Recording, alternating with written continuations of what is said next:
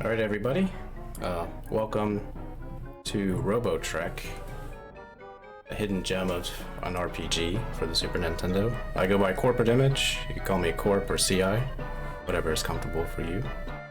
I guess we'll go ahead and get started. So, let's name our character. It's very important to start with a good name.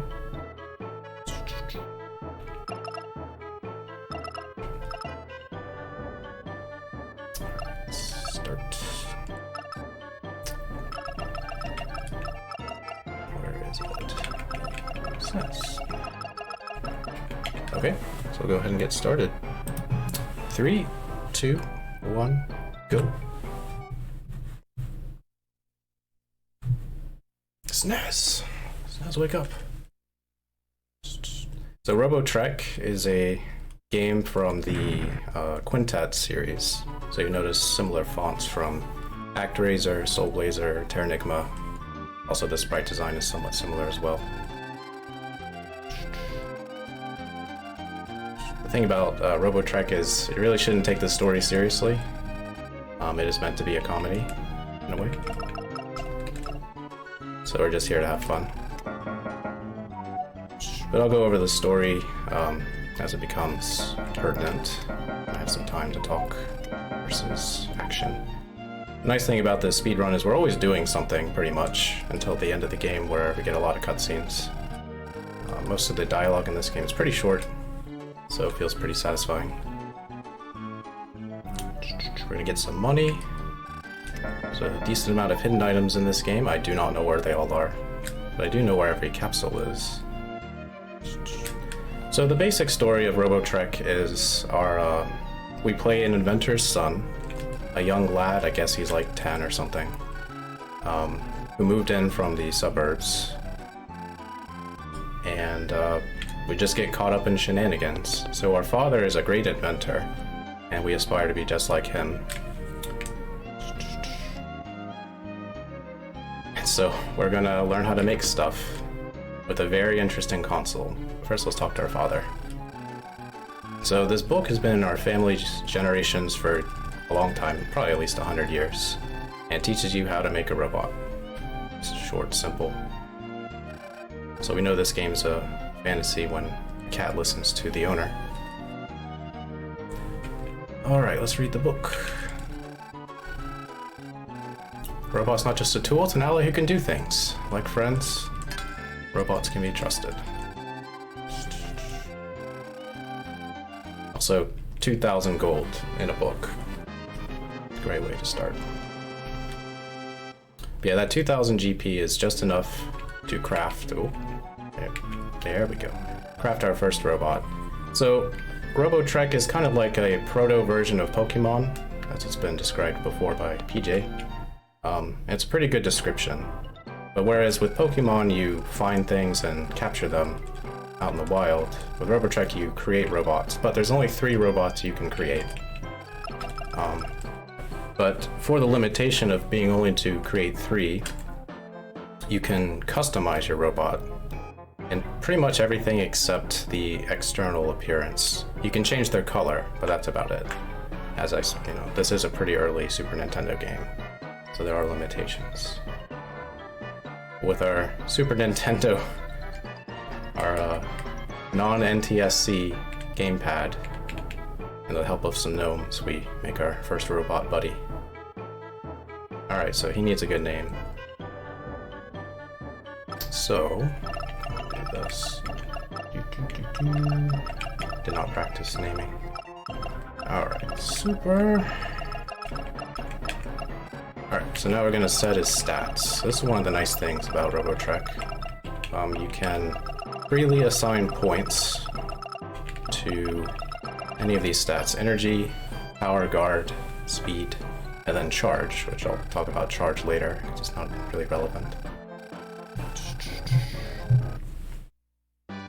Alright, our mother gives us a transceiver, which lets you save mostly anywhere. There's a few places it doesn't work.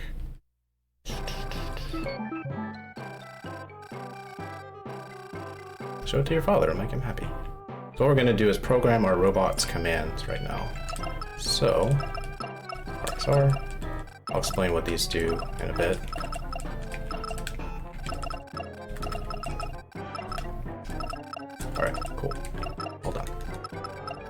ahead and heal this.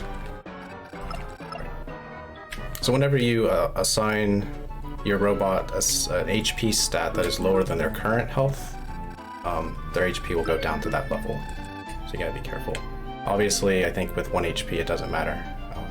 You don't automatically destroy your robot if you do that, but I've never tried it, so it might work that way. Alright, so this is our shopkeeper. We're going to visit him a few times in the run. He gives us a bunch of free stuff, free junk. So in Robotrek, you don't buy equipment, you craft equipment. So you find things like scraps and other types of items, and then combine those together to make a whole bunch of different things. Some of them are weapons, some of them are armor, some of them are key items.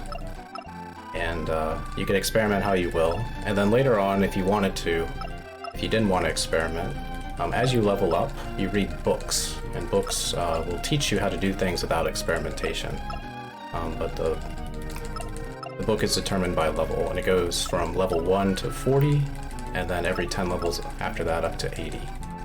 So it's a lot of books to read in Robotrek. So what we're doing is buying smoke bombs. These have a really cool effect. Just like Final Fantasy VI and other games, it lets you run from any battle. Well, not any battle, but in Robotrek it's any battle. And then they have an effect on the field, not just in battle, that allows us to freeze enemies. I'll explain that as it becomes more relevant. But for now, we're just doing plot stuff. See our father.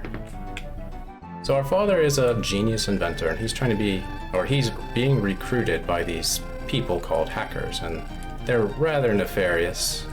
So he says no, and so he scares them off with a surprise horn. Also scared the cat, but we don't care about our cat. It's not our cat, it's our dad's cat. Anyway, get these goodies. Alright, so it gives you a hint of you can configure their skills and stats, and he gives us a surprise horn, which is used to surprise people and other things. Okay. And he says, since we're close, let's visit your ancestors' graves. Every time you talk to your father, he will say that as they exit the house. That becomes a little bit relevant later. Alright, our first fight. He wants to take us hostage to make our father cooperate. Alright, but we bop him on the head, and all is well. So what we did there was we used a skill called the run command. And run command has special properties, but when you combine certain things like right-hand weapon, bomb, left-hand weapon, they yield different results. So the result we got was our robot will launch forward, hit every enemy once, and then launch back, and it consumes all of the fuel of the robot when you do that.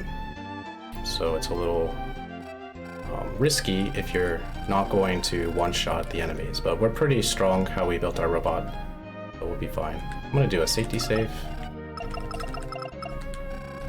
I could just go into the house and save.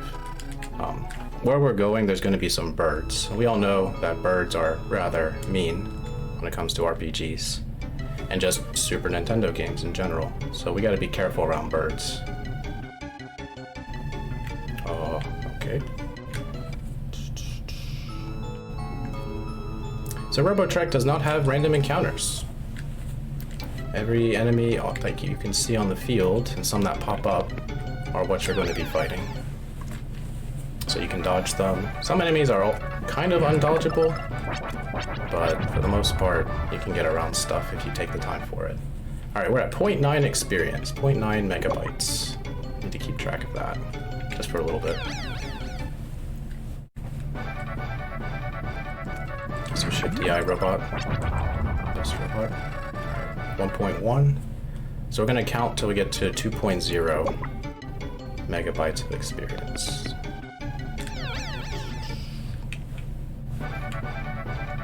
Okay. 1.3. Alright, if we had enough experience, we could dodge this gel coming up. But I'll run right into him, because I still need a little bit more experience. Okay. 1.5. Alright, the reason why we're keeping track of experience is there's a unique feature in Robotrek where you can open up like a pocket workshop whenever you level up. And we're going to use that to our advantage, because normally you would have to go to some R&D station somewhere to do that. I'll explain what we're going to do here. But here's Dr. Einst. He is a villain, for lack of a better term. He's being paid by the mayor exorbitant amounts of money to save children.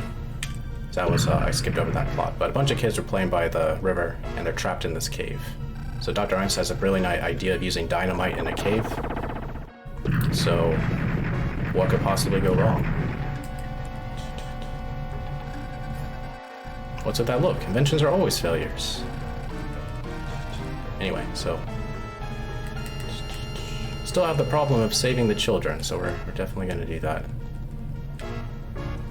Because no one else is as capable as a 10-year-old inventor's son.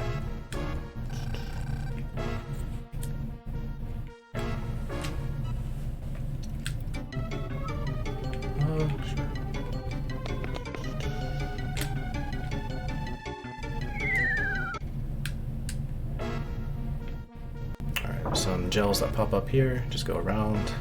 A lot of the enemy movement in this game is somewhat predetermined. Some enemies will move erratically and you just gotta be ready to dodge. But I'll be taking a general path that is mostly safe. Alright, we just got the rusty drill. And normally what you would do is take this back to an R&D room, like in your home or your father's home, and then turn that rusty drill into a regular drill. It becomes a key item you can use. But we want to level up to open up the pocket station so we don't have to go all the way back there. And if I were doing a normal PB attempt, I would probably reset about here because we didn't level up on this gel. We needed 3 of them in a group to get enough experience to level up.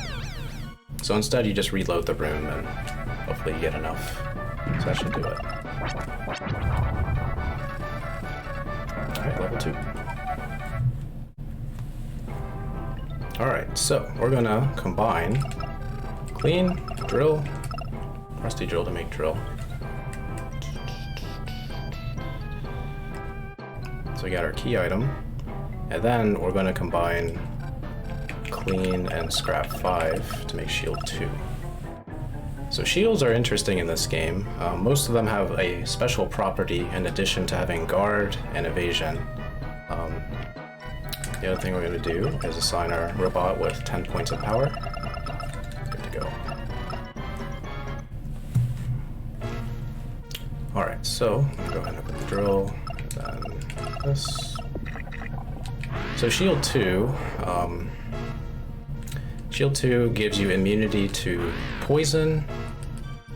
I think that's it, which we call rust in this game, I guess. And it also gives our robot an additional like 5 speed or so, which helps us outspeed pretty much everything that we're going to be fighting. Alright, so we saved the kids, but if you notice, there's one kid with green hair that did not want to come with us. If I were to talk to him, he would say, I want to stay behind and look for treasure in the cave. So you can't convince him to go with you. So we go see the mayor, and he gives us a reward of 1,000 GP. So we did what Dr. Einst couldn't.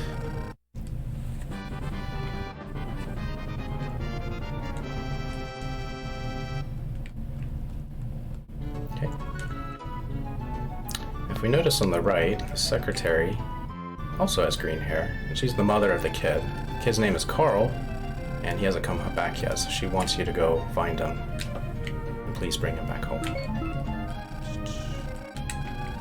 Alright. So we also get called home to see our father off because he's going on a trip.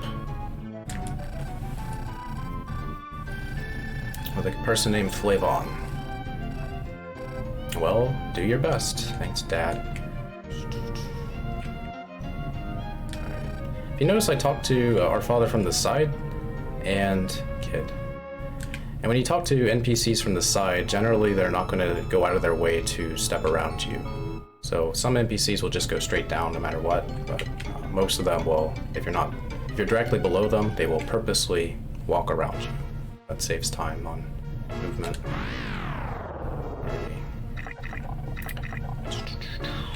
Okay, this room has spiders. Spiders are dangerous because we don't have a reliable way to knock out spiders, and they hit very hard, so we're going to do our best to avoid them. Okay.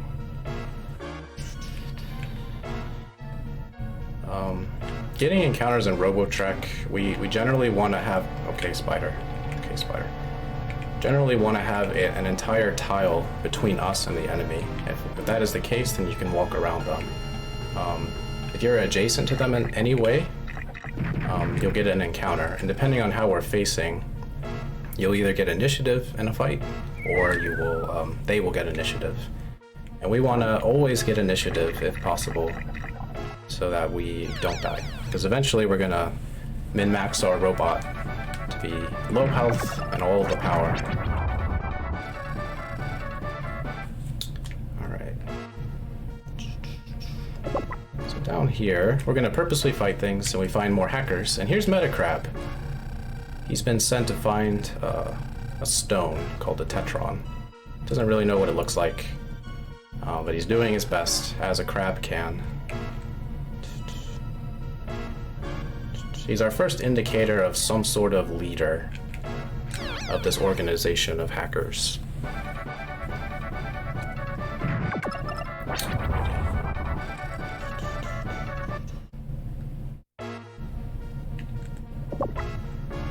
Spider. Okay.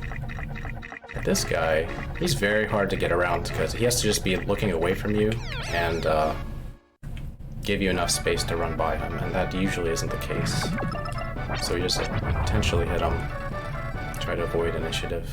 We're good.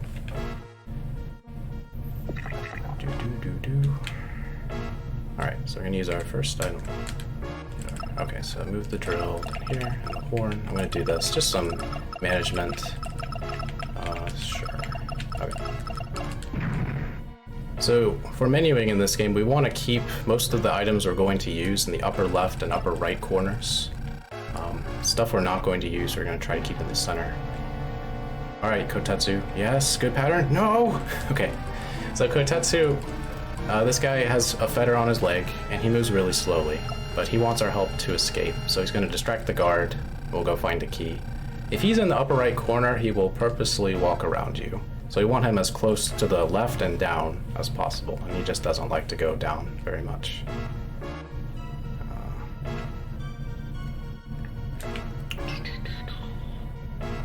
Alrighty, that's round 4. Right, this room has a bunch of pop-up enemies, so we gotta be careful. Oh, triple.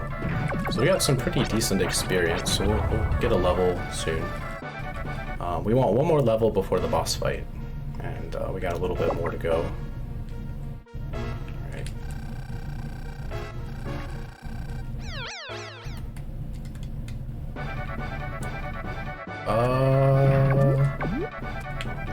Alright. So you see that capsule in front of the guy with the gun?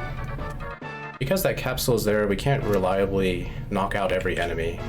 So I'll run away and retry the fight. What you can do, there's a little timer in the upper right corner.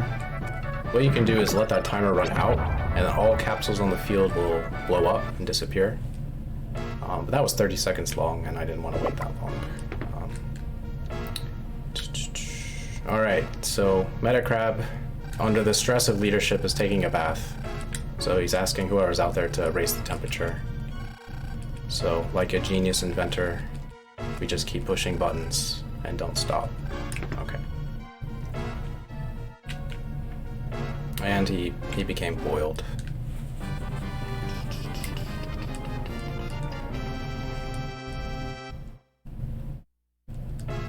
Poor Metacrab. Must have passed out. Anyway.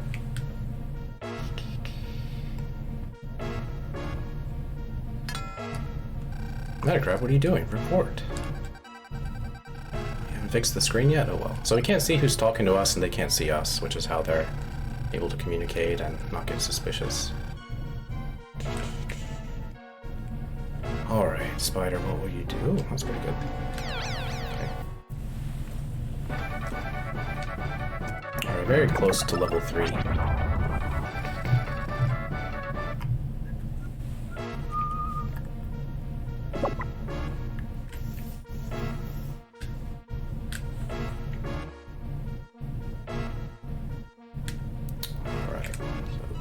the key. I was waiting. So when we mention our name, he acts suspiciously. Kotetsu knows something. Anyway, find out a little bit about this later. Once again, the story in Robotrek is very lighthearted. It's not meant to be taken seriously. It's not by no means an epic like Final Fantasy IV or 6 or anything like that. Wow, that's lucky. He normally charges right into you, and Spider. Spider's being difficult. God, Spider, please. Okay. Alright, I haven't gotten level 3 yet, so I'll fight this guy. This should do it.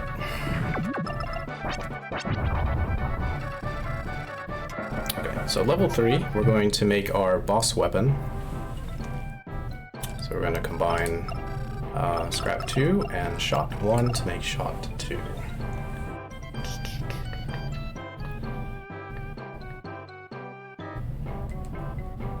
And then we're going to adjust our stats so we can better survive. We're going to take away speed, 12 guard, and then the rest of the power. We're all set. Well, mostly set. And now we make our way to the boss's room. If all goes well, there'll be a little interesting manipulation here. So we're gonna get this guy's attention. Hey, hey.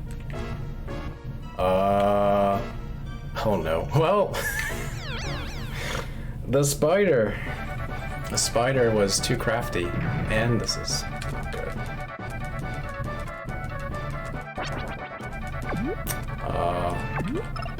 Let's do it. Let's just run. So what you're supposed to do is the guy will chase you to the left. You go around him. No! Oh my god, we might die. We might die. Okay, 1 damage. Get out of here. Run. This has never happened before. Never been cornered by the spider. Alright, we'll fight this guy. Hopefully there won't be a capsule in front of him again. And then we'll be able to move on. Alright, good old marathon luck. Alright, go, go, go, go. Alright, this is normally the last person you fight. It's the door guard. Alright, so when there's a single enemy in a capsule, we have one particular command just for that. I just used it. It's a very special case, but it works. Okay, so now we're going to heal up.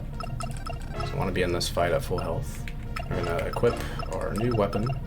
Also, I guess I should save.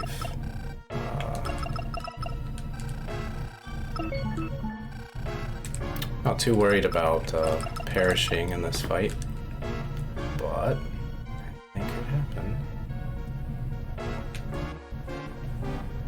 alright, there's Carl. He's holding his own against Metacrab, tossing bombs at him.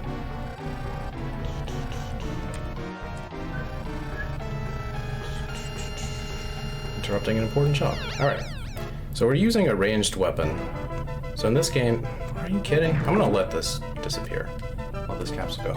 Ranged weapons get weaker with range. So the closer an enemy is to you, the more damage you'll do to him. So I took 2 steps forward, and we're just gonna shoot. Yeah, Metacrab has 200 HP, and he has a few different types of attacks. This is what he's gonna mostly do. We have a small chance of blocking his attack so far. Good luck. Then he summons little baby crabs, little shifty-eyed crabs. They won't bother you as long as you're not on their row. And with Robotrek fights, you do not have to stand in place. You can move about the field however you want to. Nice block. I'm gonna do a safety heal. Metacrab can hit you for 7 damage about. So just be a little bit careful. So about 10 shots is all we need. Go.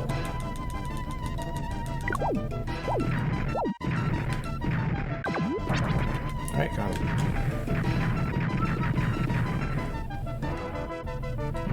level from 3 to 5.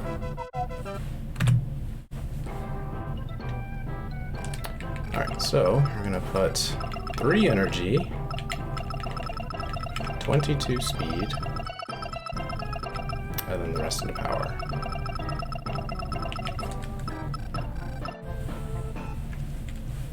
Yes, 3 HP. Seems risky, but with good movement, we'll be fine. So I just put a bunch of points into speed, and the speed stat is your hit rate, essentially. Hit and evasion. So eventually we're going to max out speed and power. But for now, we just put points, just whatever's necessary for the fights we're going to do, so that we can guarantee to hit the enemies. Alright, we saved Carl before I go. Switch our weapon. So all the commands that I programmed during the early game will not work with shot. So I need to switch back to a sword or some sort of melee weapon. Alright, so we found the treasure. And no matter what you pick, left or right, you're going to get scrap 1. And Carl will get the litho stuff. But Carl already found the Tetron stone, which is one of the key items in this game. He'll give it to us when we go back home. Alright.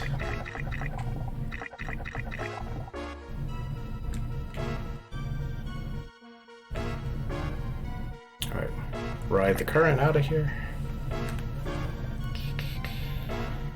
And away we go. Alright, bird, don't you do it. Okay, bird was nice. Sometimes bird is facing left and then will catch you as soon as you exit the cave.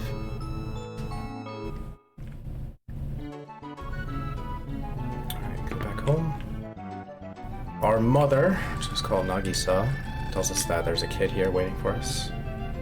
So we'll learn later that our real mother died a long time ago, and that person is an android that was created by our father.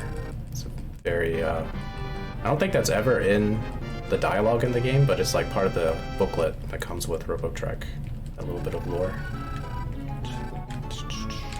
Let's play again. Alright. So, Carl gave us stone 1, or the Tetron.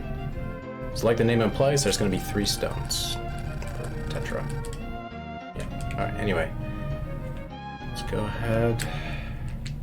So she mentioned that the cat, Kuragane, has not come back home yet, so go check on him. So our cat's right here. Meow. Alright, one of the best jokes in the game. These 2 hackers looking about. And then their own theme song scares them, so they run away. Meow.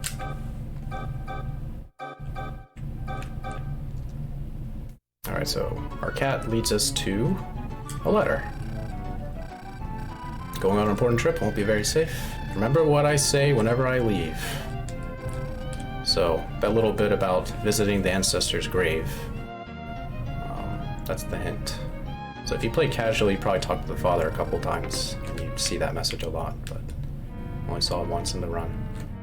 Alright, so, monks. These flame enemies are called monks. They're extremely dangerous. But as long as we get initiative, we can one-shot them. And they also give a lot of experience. So we're gonna get level 7 soon, or level 6. They also drop repairs, nice. It's a pretty common drop, and repairs are probably the best item in the game, because it's a full revive whenever your robot gets destroyed. So even if they have 999 HP, you'll get all that HP back when you use a repair. Alright, level 6. We're going to put 10 more points into power. This makes damage range coming up a lot more hittable. Alright, but I'm going to not deal with the range and just go ahead and equip Axe. If you had Sword, I think it's a small chance you don't knock out an upcoming enemy. With Axe, you definitely do. Alright.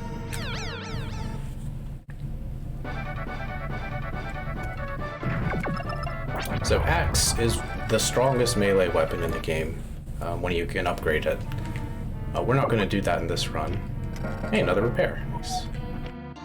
Alright, we've got 1000 GP right there. That's a very important treasure chest, or capsule. Alright, we see a ghostly image. It's not a ghost, it's a playback. Because Rask, we'll find out later, is from a very advanced planet. He tells us that part of the Tetron is with his friend, Count Prinky, and Count Prinky is located to the right. So we just go right and we'll find it eventually.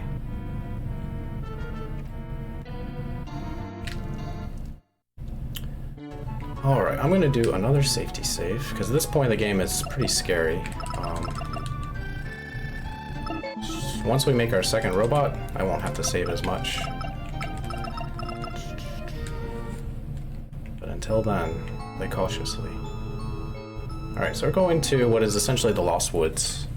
If you don't pick the right direction, you won't be able to progress. Thankfully, it's not as complicated as like Zelda's Lost Woods, but still gotta pick the right way. Oh my god, that bird. Okay. So I just use a smoke. So in battle, a smoke lets you run away from every single enemy, including boss fights in the game. Out of battle, it freezes every enemy on the screen. Oh, I'll talk a little bit more about that later. So this is Mint. She's a reporter. I like to think of her as a combination of Bulma from Dragon Ball and Lois Lane from Superman series. But Mint is... she serves her purpose as showing us what not to do and where we need to go for plot, essentially. So she's always getting into trouble or finding stuff for us, so then we take inspiration from that and figure out what we need to do. Alrighty. Let's go. The old house. The old mansion. So this is one of my favorite levels. I think it's just really well-rounded as far as pacing goes. Some of the levels in this game are pretty long, and the plot triggers and what you need to do to progress is not very obvious, but this one is very solid, I think. So here's Igor. He's definitely not a ghost. That's definitely not a creepy doll.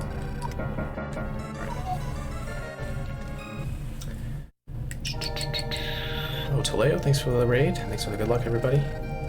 So here we get a dream of the past, and this isn't really explained, but I like to think that because we have the Tetron, which is associated with time travel, whenever we go to sleep in the game, we have some dream about the past. So there you go.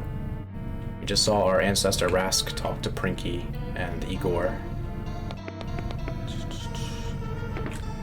Alright, let's play red light, green light with Igor.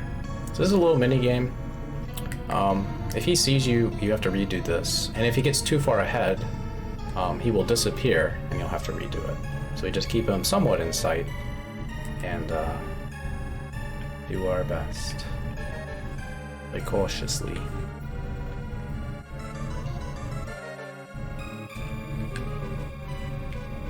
Also notice the creepy doll on the left side. It might be important, because it's everywhere.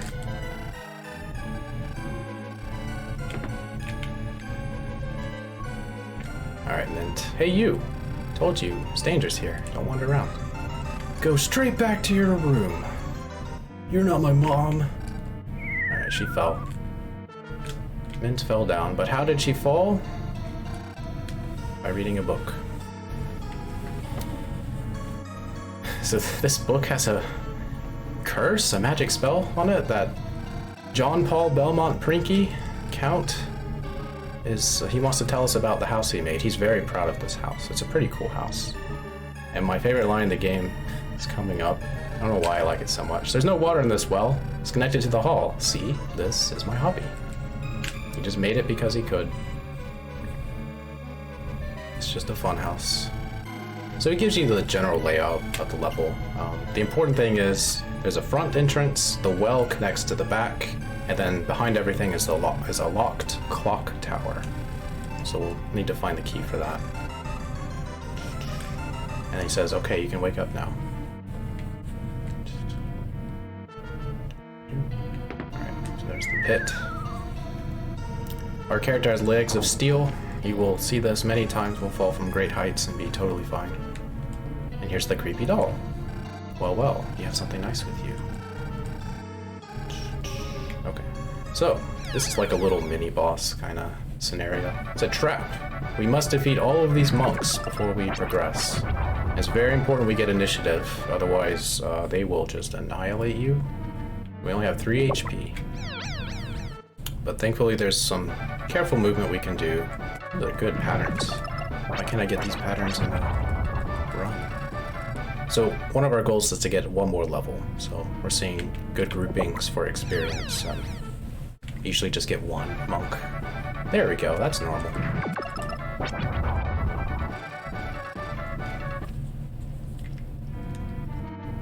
And then last one.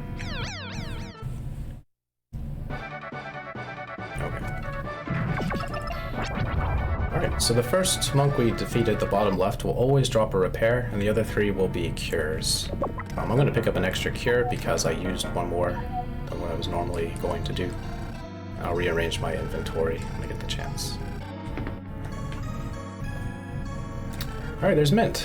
I mean, good timing. He's wounded. Look for his dog, because the dog has medicine. So this old man is named Flavon. He was the person who was traveling with our father, but he fell down and got hurt. And his dog, white dog Parsley, has a cute little backpack and has the medicine to help him. Alright.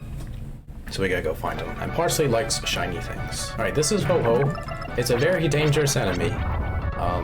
But with just enough strength, you can knock him out without issue.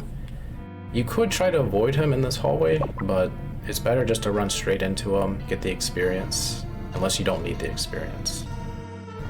Because again, if that enemy gets initiative, there's nothing you can do. You will get a game over. Alright, Count Prinky is Master of the Hall. He's annoyed that there's a white pest in his room, and that's the dog. So what we're going to do is equip a shiny thing like this. I'm going to... Actually, let's go ahead and do this now. This. That's better. I'm not planning to use cures anymore in the run, so by putting them in the up middle portion of our menu, they won't take up space of other things that we might have to use, so you can minimize menu time. Alright, so we got cute little Parsley wagging his tail, having the time of his life.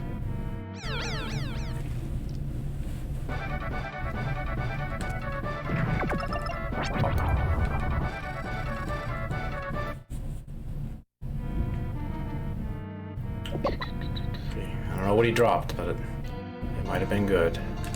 Oh wow. Alright. So we brought Parsley. Mint's like, okay, you did it. Okay, I'm gonna go find out whatever the hackers are doing. Bye. She can't see in the dark, so she bumps into a wall. Bump.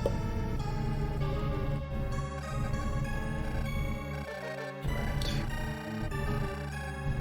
So Flavon gives a little bit more information. He's like, we'll talk later. The Tetron's here. I'll help you out. Here's a flashlight. It is a key item that is used exactly once in the speedrun. As far as I know, only has a single use casually as well. So we're gonna go ahead and equip it.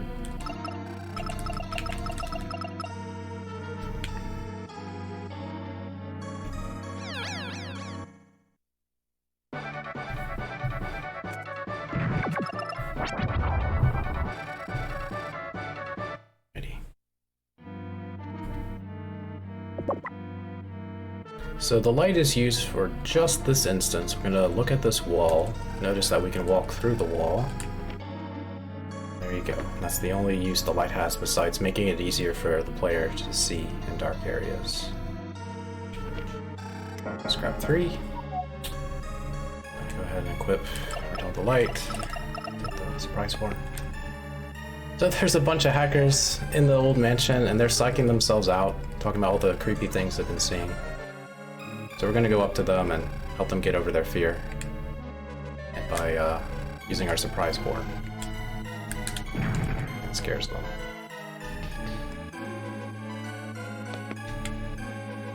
They'll get over their fear one day. Alright, Mint got captured by this rather inept hacker who's afraid of the dark. So we hear him across the way and we're going to help him get over his fear of darkness. So.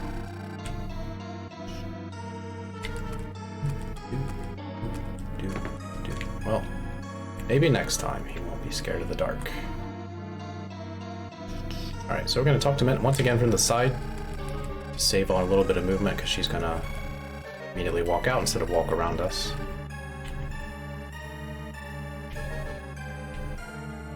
Mint goes to search for Flavon.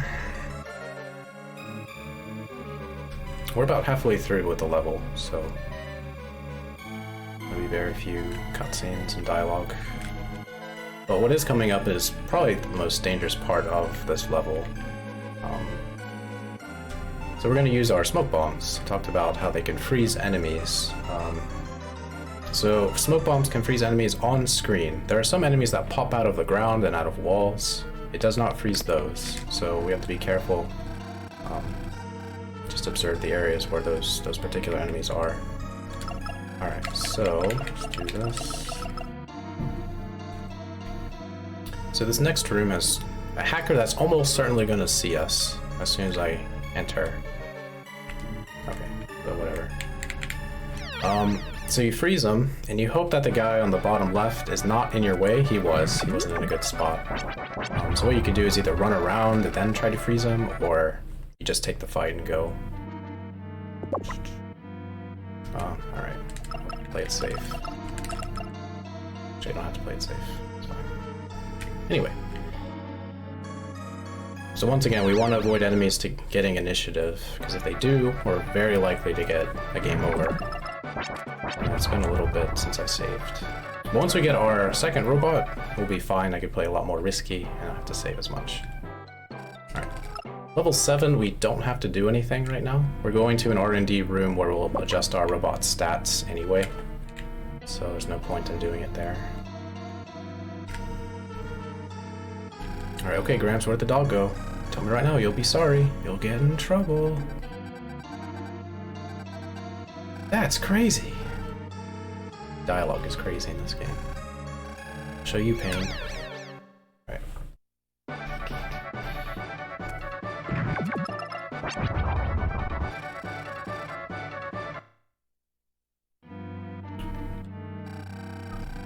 Alright, we picked the second option here.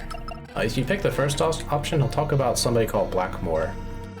I was like, that's all I know, as Blackmore's the leader of the hackers. Alright, so Flavon mentions that Parsley probably found the key to the clock tower, but if there's only a way to talk to Parsley, we'd be able to get the key. Wow, this is high. Fine. Fine then. Be that way. Okay.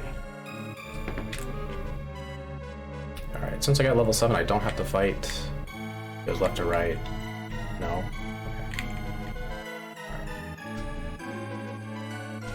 Use another smoke bomb for safety.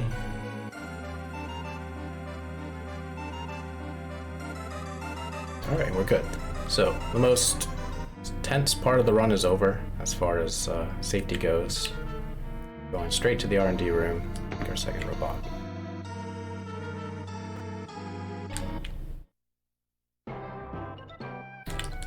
Alright, first let's make the relay.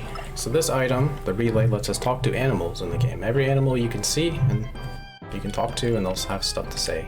Alright, it takes 3,000 GP to make a robot, and the next robot I think is 4,000 or 5,000. We're only going to be making 2 robots this run.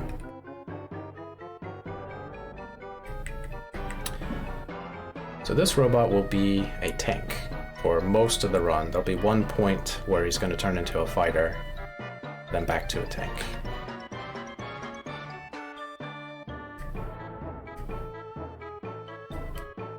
So we have SNES, the main character. We have Super, primary robot. This guy is, of course, going to be Stars. Alright, so everything into guard.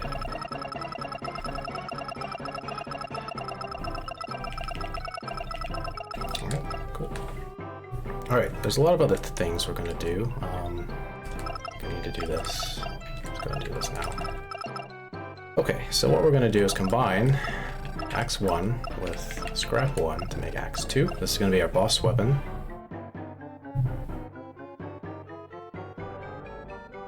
how many of the animals are useful to talk to? Just a couple. Some are related to side quests. Most of them just have fun things to say, amusing things to say. But as far as like progression and plot, there's a few we have to talk to. We're about to do that. Alright, so RRR, we got our thing. I'm gonna go ahead and equip the relay. And you take Axe 2, and we're good to go.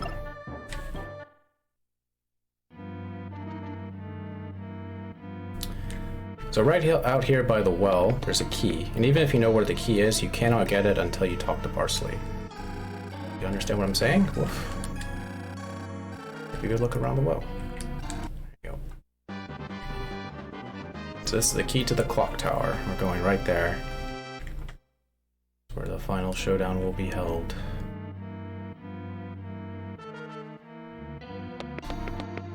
I'm gonna equip another, let's do this. I'm gonna equip another smoke bomb. You don't have to now that we have Robot 2. It does make the room a little bit more consistent. We do have a smoke bomb. Alright, so the guard is now in a good spot, so you could just go around him. You're in the clear.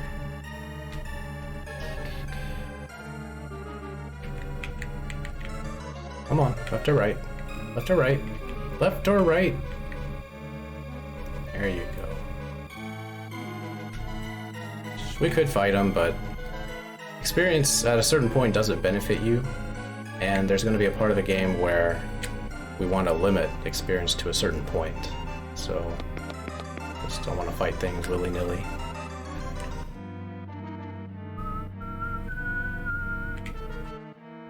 Alright. Got our key.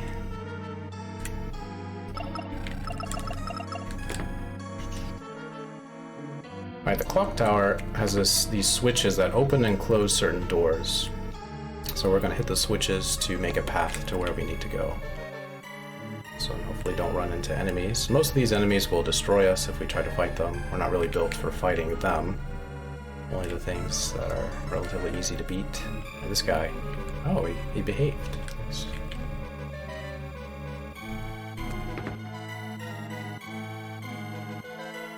Alright, up or down? Oh, you can just keep doing that too. That's fine.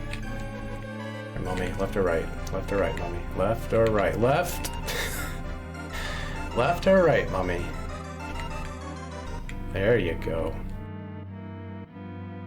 Alright.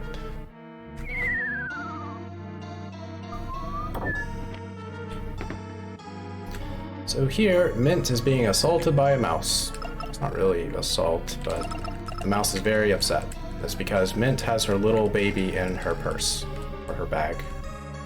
So once we free the baby, the mama mouse will let her go.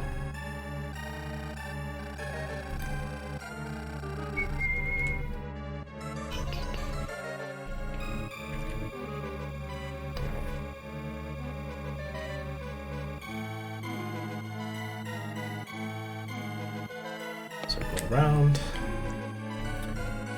So there are a lot of cool things in this mansion. I say a lot. A couple things. We can, in fact, get what we need to get Axe 3. So Axe 3 is the most powerful melee weapon in the game. It's a little bit out of the way to get another Scrap 1, but we could get it. I usually collect it in all capsules run. All capsules and quests. But still don't really make Axe 3 because there's no need for it with the current route, the weapons we use. Alright, we got creepy dolls dancing, kind of like Calcobrana in FF4. Not quite. So just immediately pushes us out of the room. But we're not afraid. In fact, we got a friend on our side. We have a friend. Friend is Mighty Mouse! Dolls don't like mice, so runs away. Talk to it. It's in time. Save my little one, so thank you.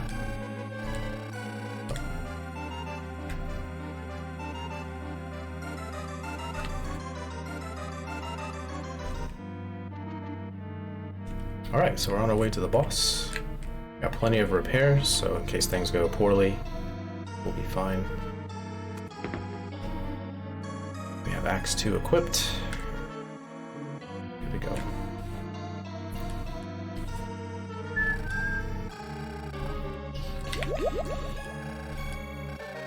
so we'll see what Mamarana really is. Not just a doll, but a bug? Anyway. So Mamarana is an interesting boss. She can only really hit what's in front of her. I'm gonna get away from this capsule. Go! Okay, what we're hoping for is a back attack, and we want her to split into 3. Come on.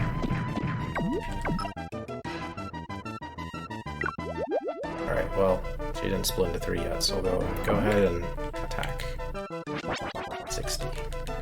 There you go. So when she splits into 3, 2 of them are clones, and when you hit them, they'll immediately disappear. She will always be in the center once she splits, but after that, once things start moving around, it's going to be random, whether or not she'll be in the center or not. So I'm going to bet the bottom one. Oh, nice crit. Wrong though.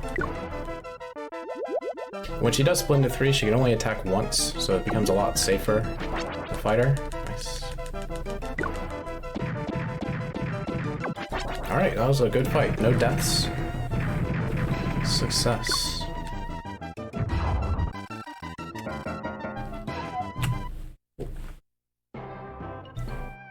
Alright, so now I'm going to put 93 power, 36 speed, and then also the guard.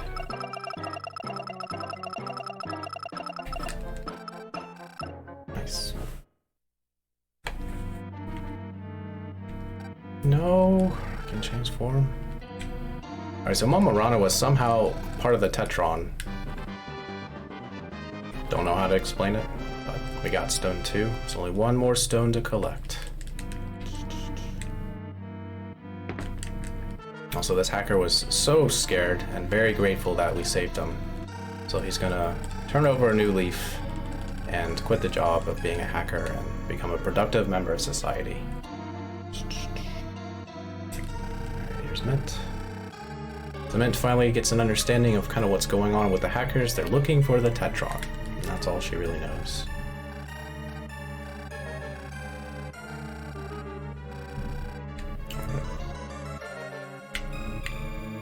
Here's Flavon, so he gives us a nice warp back home. Also gives a little more dialogue regarding of what happened. Why isn't our father with him? So calm down and listen. Calm down.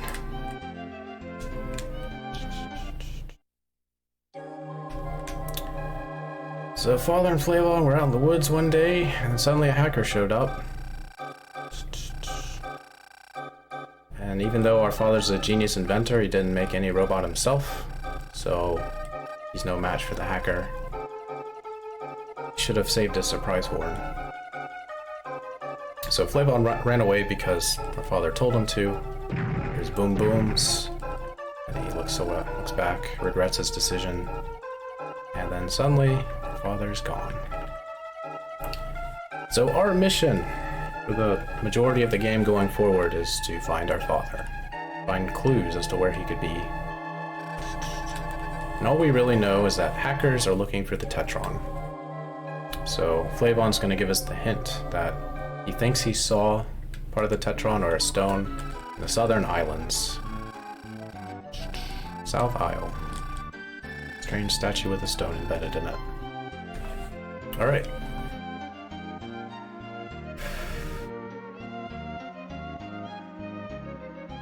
So we're going to read our first book. Also, we get a free invitation for a tropical vacation to the South Island. How convenient.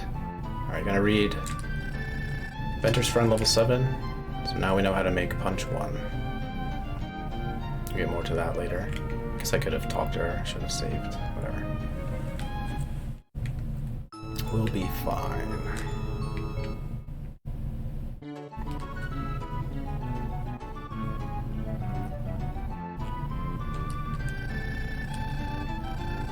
This boat will go straight to the South Island.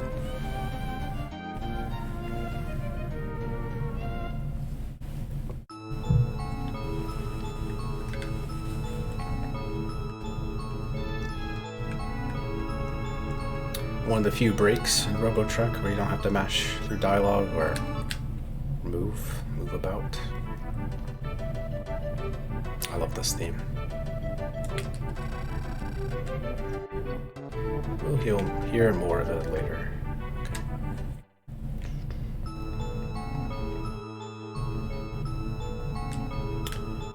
Alright, in the village, we need to talk to a few people to just progress the plot. The first one is Mint. So Mint is here because something happened. A bunch of people from Rococo got the invitation to come here, and they're missing. Everyone except the mayor is missing. So she's like, something's wrong, we gotta investigate.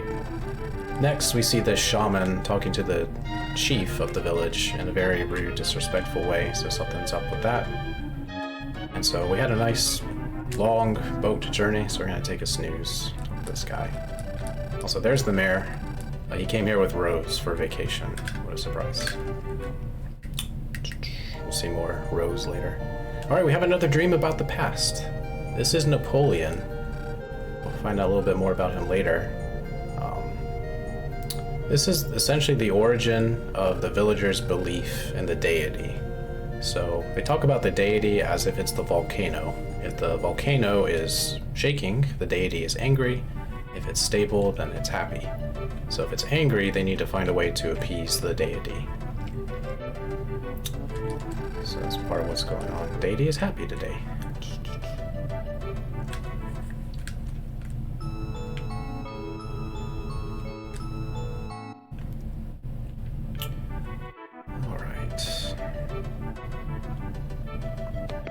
So, climbing up the volcano, there are no enemies, but on our way back, there will be some, so pay a little bit of attention as we get closer to that.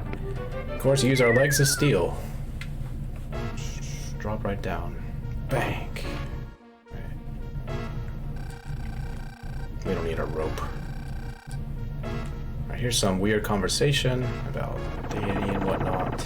Don't want to fight these spiders. Alright, no way to avoid this guy quickly, so just run into him. Hope it's a triple encounter, but it's not. We're going to want to get one more level before the boss, and that's quite a bit of experience away. So we'll be fighting certain things along the way.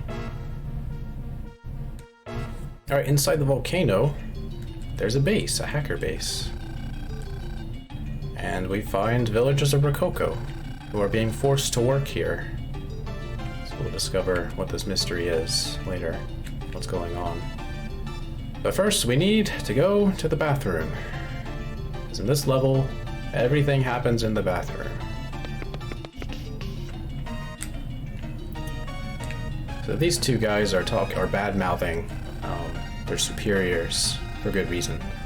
And they find out, or they explain that anyone who is in trouble gets toilet cleaning duty, and anyone in serious trouble gets turned into a mouse. So they think we're going to tell on them. So by saying we're not, they give us a stamp as a bribe. The stamp lets us go forward into the lab. Alright, so I'm going to have specific movement in this level. This is like a little stealth section. If you get in the view of these hackers in a certain way, they'll return you back to the start. So do our best to not get seen. Here's the stamp guy. Alright, probably get an encounter right now. Oh, no. Lucky, lucky. Alright, little blue one. Go away. Blue one!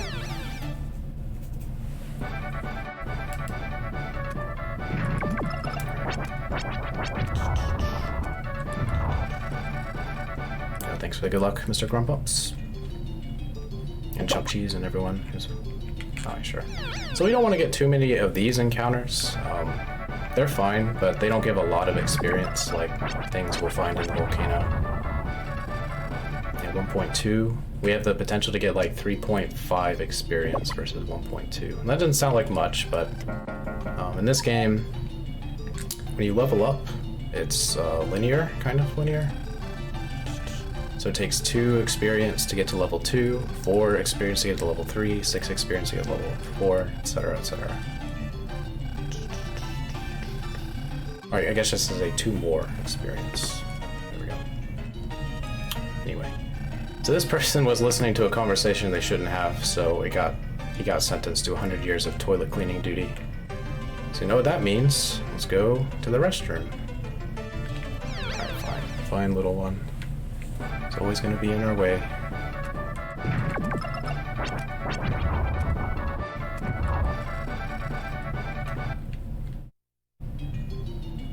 Alright, golden hacker. What are you doing?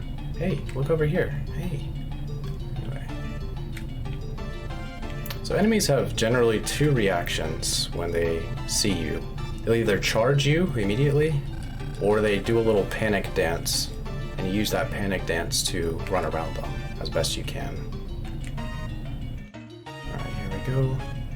So if your movement is precise, you will not get seen, even though it looks like you should be seen.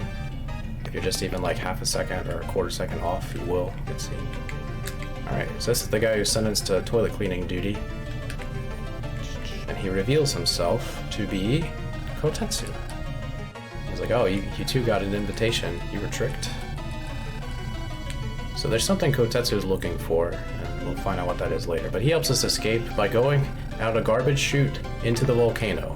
What could possibly go wrong? Alright, thankfully we did not land in lava, but we could have. Alright, so I'm going to be purposely fighting some enemies to get some experience. Ooh, 3 gators. Nice.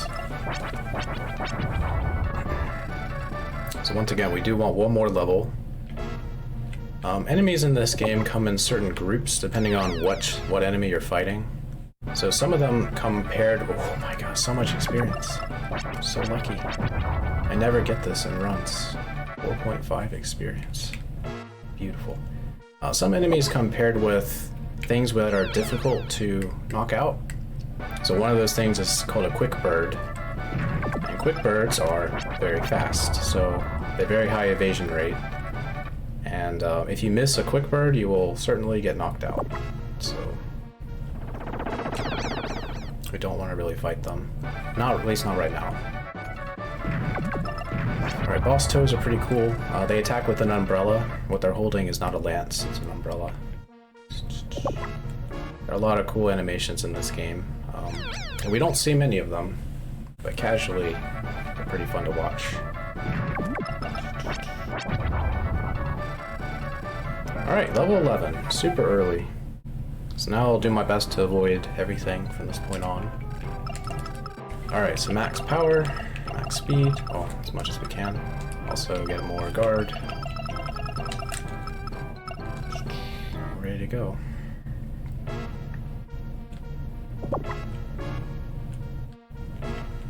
Spider, you better behave. Alright, so this guy in particular, he's known pretty common to be associated with the quick birds that I mentioned. So I gotta...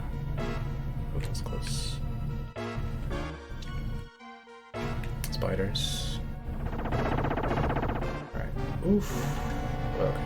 Nice. Alright, in this room there are invisible enemies. We're just hoping not to hit them. Usually don't hit them. They're very dangerous if you do hit them.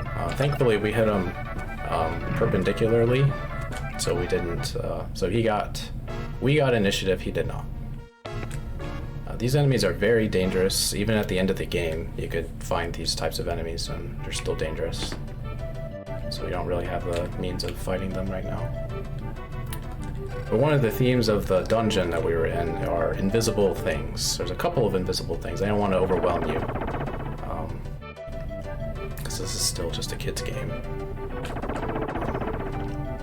But we'll see more of what the level has to offer in the form of invisible things. So the chief is excited that we came back because we were a sacrifice, and we returned. So that means we're prophesized to save the village.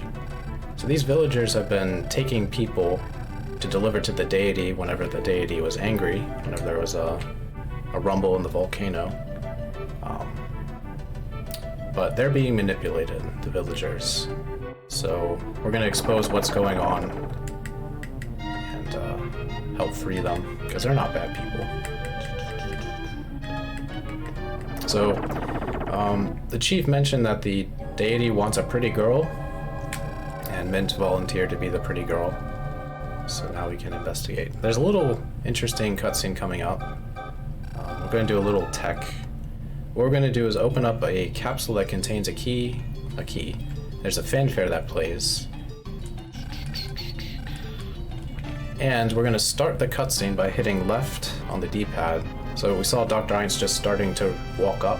He has a very slow walk, and so by watching the fanfare, or the key fanfare, you can immediately start the dialogue with Dr. Einst. And it's not much, but it does save like 5 seconds if you do it that way. Because the cutscene trigger is based on your D-pad movement, not on a timer or anything like that. Buddy, let's go over here. Alright, we're back in the base. You know what that means. We need to go to the restroom. So it's faster to warp back. I've been doing this a couple times than to actually backtrack the way the game kind of intends you to do it. So it's much more reliable. Alright, so we learned that the deity is Dr. Einst. He's the one who's posing as the deity to manipulate the villagers. So Mint is upset. She chased him, but went into the men's restroom, so she can't follow any further. So I go into the room with a toilet that is actually an elevator. Go down, and we're gonna have some specific movement to avoid these laser beams. 1, 2, 3, 4, 5. The laser beams are on, and then they switch off for a little brief moment. And if you trigger the laser beam, it'll summon a bunch of enemies on both sides of the room to confront you. 1, 2, 3, 4. But you can time it so that you'll go when the laser beams are available. So they wanted you to look in that room that I was briefly in and observe the wall. But the real plot's cutscene trigger is just entering the room, not observing the wall. So we tell Mint that it was a dead end and that someone's up. She gives us a key, and we can progress forward into the dungeon. Alright, let's move this. There we go. Nice. Alright, so we go to the lunchroom. Talk to this guy, who happens to be Kotetsu. He's a bit hungry. So he tells us there are hidden doors and traps, and he's like, you can see them with chameleon glasses. And he's got a pair, but he's not going to give it to us, because we have to earn our way in life. No free lunch for us. So what we're going to do is go to R&D. And the only way into R&D is to pose as a caterer, because they're hungry, and it's pretty far away from the lunchroom. So we're going to deliver the food.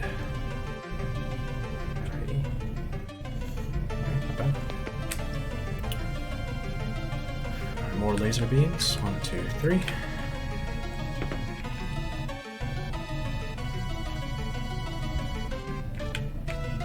This is unfortunate. So I did what I needed to do. So there was another laser beam. I did the correct movement, so it didn't summon the enemies. But this guy is in our way. But we got through it. I didn't know if he was gonna keep me from moving. Alright, lion. Lion is dangerous. We want to avoid lion with wings. Okay. Alright. So we're going down here to get some money and also scrap 4. We need scrap 4 for our final form weapon. Our boss slaying weapon. Alright. Okay, equip the smoke. I'm running low on smokes. I have to buy a lot. If you played well and got a little bit lucky, you would have a big stock of smokes for most of the game. You only have to do one other shopping trip, but consume a lot of them, you have to do a couple trips. Alright, so R&D, I'm going to read a book, How to Make Chameleon Glasses. I'm going to go ahead and equip sword and start the longest menu in the game. So first thing we'll do is make the glasses.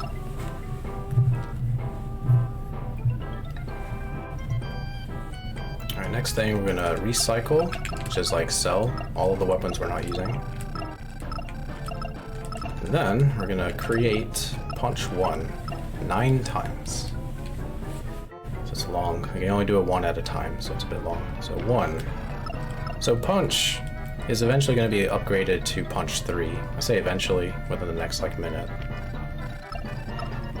And punch 3 is going to be used to defeat all bosses going forward in the game. 4. I'll explain how we're able to do that in a second, because I have to count. 5.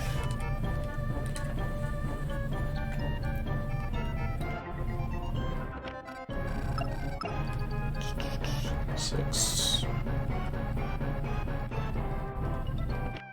7. 2 more. 8. 1 more.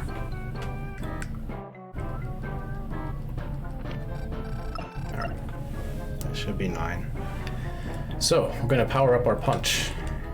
First, we're going to take a punch 1 and combine it with scrap 4 to make punch 2.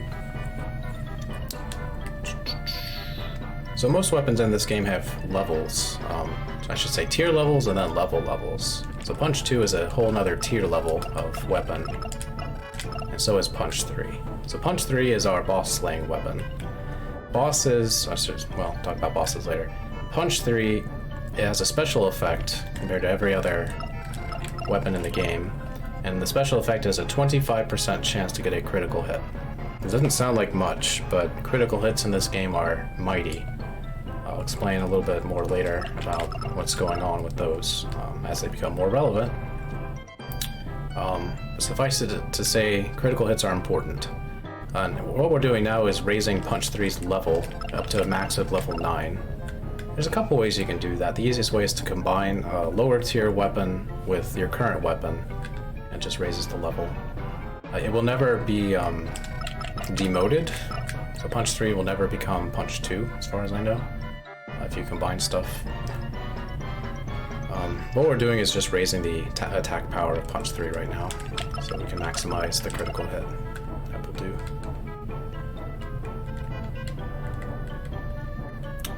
Yeah, there are a lot of different weapons in Robotrek. Each of them have unique properties and effects.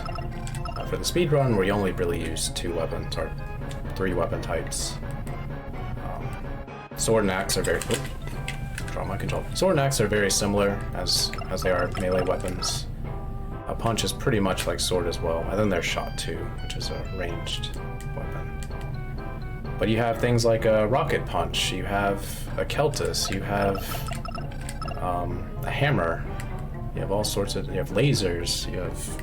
normal guns. You can use all sorts of different types of weapons in Robotrek. Alright, so we finished. We did it! Alright, I'm gonna combine this, and I need to set a new skill, RR.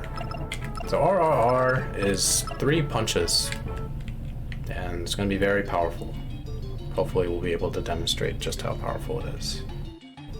Alright, so lion.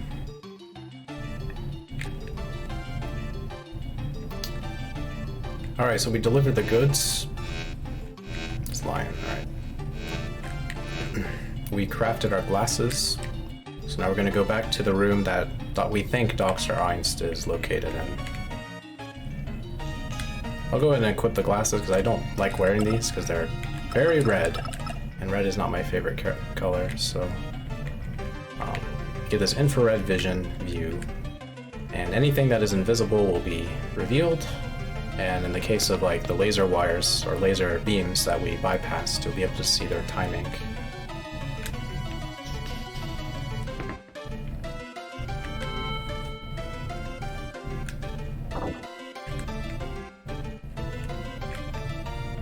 Alright, so we head down.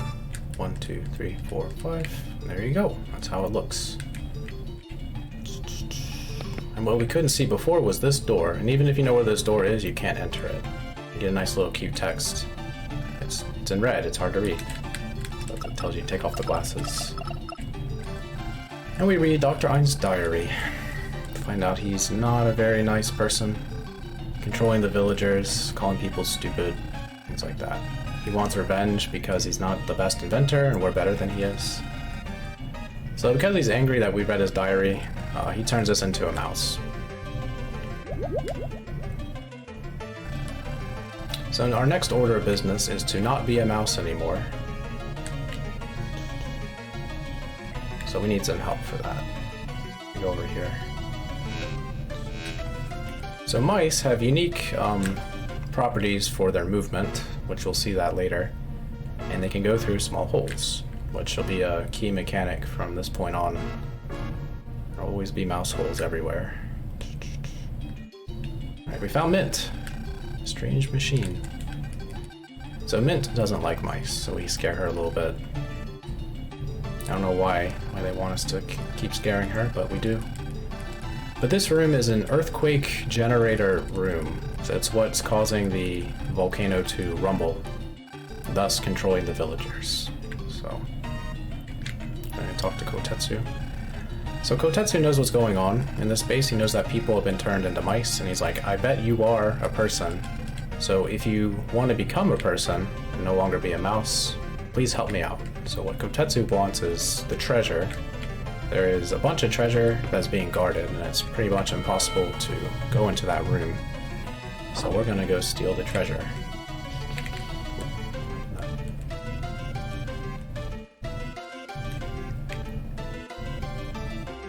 Alright, while in mouse form, these guards that spot you will not spot you. In fact, you can talk to a lot of NPCs as a mouse, and all they'll say is, oh, what a cute mouse, or ew, I don't like mice. A variety of things. Oh, that's not good. Oh, got him. Alright. So get this 800 GP. Found a small hole. Didn't know you can identify it like that. Alright. So here are real mice, not people who've been turned into a mice, and they're guarding the treasure room. They're one of the guards. And they're hungry, so they say, we'll move if you can clear out the lunchroom, because mouse cleaning time is going on, which means the hackers are trying to destroy the mice that are currently there. So we're going to show them the power of mouse. Mouse isn't afraid of humans.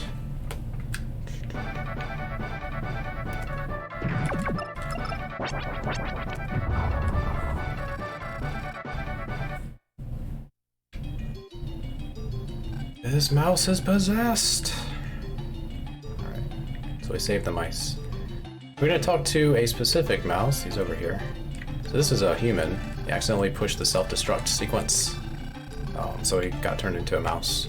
But he's okay with that. He actually likes being a mouse. So we're gonna let him live the life he wants to live. Alrighty. Deliver the good news. Let's eat. Alright. So in the treasure room there are 3 treasures. One is the key item for Kotetsu, which is 5,000 GP right here. And the other 2 are very important things.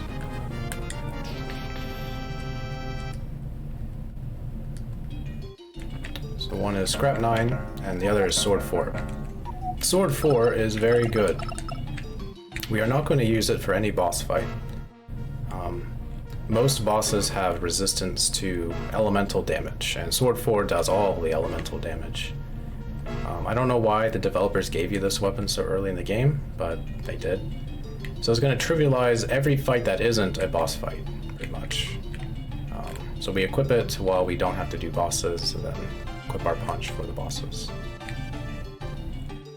Alright, so we have the 5,000 GP, and if we were to level up in mouse form, which is possible, we can open up the Pocket Workstation and use all the money we just obtained to craft whatever.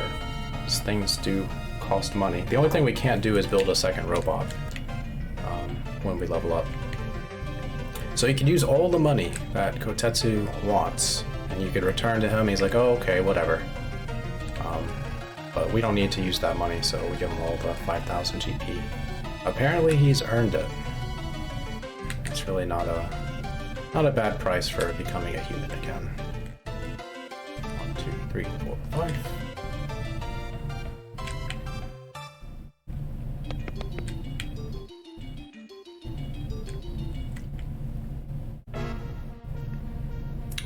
So Kotetsu gave you a vague hint of where to go. He's like, go where you were when you were turned into a mouse. So if you were to play this casually and divide up this level into several days of playing, you might get very turned around in this place and not know where to go and be lost for hours and hours. This is the most confusing level in the game because of the plot triggers. So no shame if that ever happened to you. When I played this casually, without any knowledge, I was here for like 3 hours. So, we're human, we're ready to go. We learned the self-destruct sequence, which Kotetsu gave you a hint. He's like, hey, so one of the mice knows this, one of the soldiers that have been turned into a mouse. We already talked to him earlier, so we don't have to go back. 1, 2, 3. 1, 2. And in Robotrek fashion, we blow up the base as we leave. It's gonna be a theme. Luckily, all the villagers got out. Everyone's safe. But we cannot go back into the level anymore.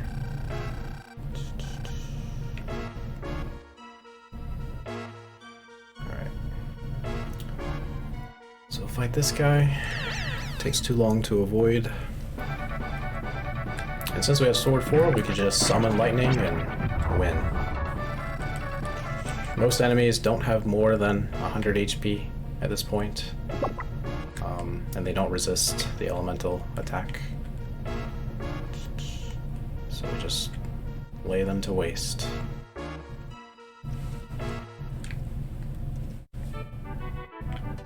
Alright, back at the top of the volcano, now there are enemies, so we're going to do specific movement to avoid them. That's the only enemy we're going to see pop up, but there are many locations where they would pop up if we strayed from our path. To the village. I'm going to go ahead and save now. I think we'll be fine, but it's been a while. Where we're going, where the boss room is, there's interference, so saving isn't as easy to do. In fact, you can't do it. Alright, so the shaman was working with Dr. Einst. And the shamans threatened people to turn them into mice, and turned already a few people into mice. But somehow he uses it on us, and we reflect it back or something, and he becomes mouse, and he stays as mouse. Go away, shaman.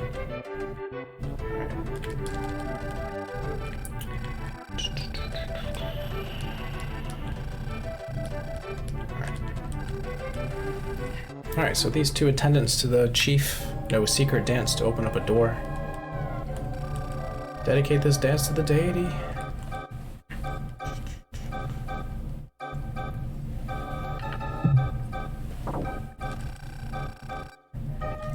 Alright, so you could go to this room earlier, but the door would be sealed. It's in the volcano. It's pretty early in. Alright, and Dr. Einst found us. He wants to see what's behind this wall, because he does, and he kicks us, so we don't like being kicked. So we're gonna return the favor.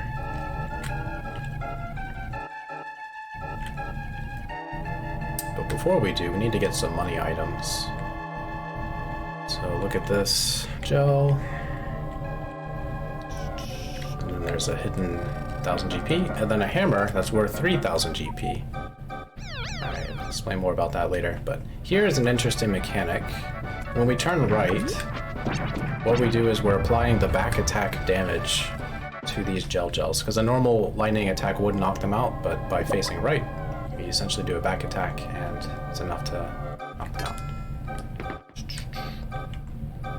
So the hammer 2 we just got is a really cool weapon, because it just drains the enemy's HP. So it's essentially like the blood sword of Robotrek. Alright, I'm gonna set up our robots. So, 1 for 2, then we're gonna do punch, sword, double shields, we're good to go. Alright, we're gonna fight Big Eye, and Big Eye can be manipulated. So it's a really kind of a tough fight, but with this manipulation strategy, it's a lot easier. And as long as you have more than 3 or 4 repairs, you should always be able to win. So we're gonna guard, he's gonna shoot twice, then we're gonna change our robot. Then we're gonna punch him. Hopefully get a critical hit. Nice! First try. Well, didn't really get to talk about the rest of the fight because we got the best luck, so... Alright. Alright, so now, just some stats. We need speed. And then, okay, so we're gonna give you 27, 40, and then 4 speed. So we're turning our tank into a fighter for this next portion of the game.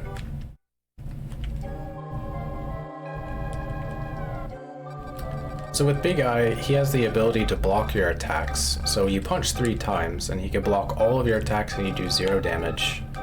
Or he could block a certain amount and you'll do partitions of damage. If he doesn't block anything, you'll do about 263 with our current stat setup. And that's essentially a 3-shot with Big Eye. But if you get a critical hit, it's a 1-shot. As long as the others aren't blocked. Because you can still just hit 1 time and get a critical hit, and I'll do like 130 damage or something like that. We got really lucky. Anyway, so this is Napoleon, and he recognizes us. He's a robot. He's like, I'll help you get out of here. He does a very noble thing. He breaks walls for us by sacrificing his own constructive body. Anyway, so that's why we get the sad music here. Because Napoleon is essentially dying.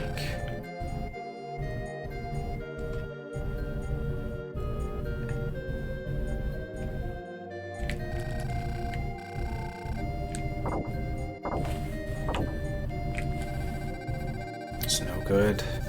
I'm worn out, running out of time. Soon I'll just be scrap metal. Save the pieces.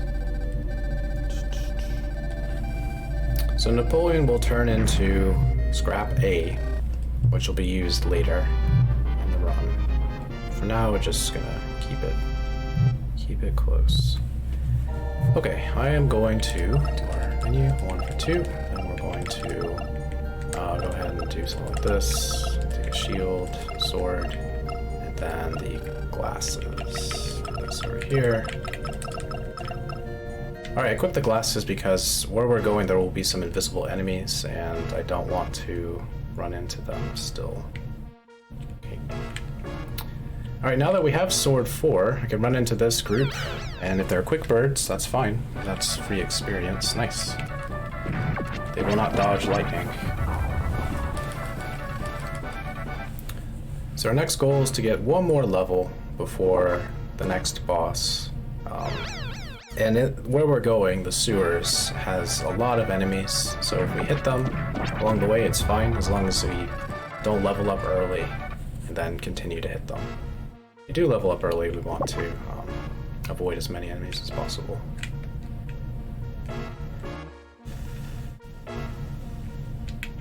Sure, fight the spider. It's not worth a lot of experience.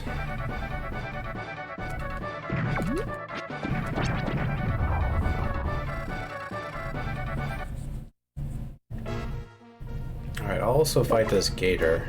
If he gives us a group of 3, it's decent experience. Even 2 is fine.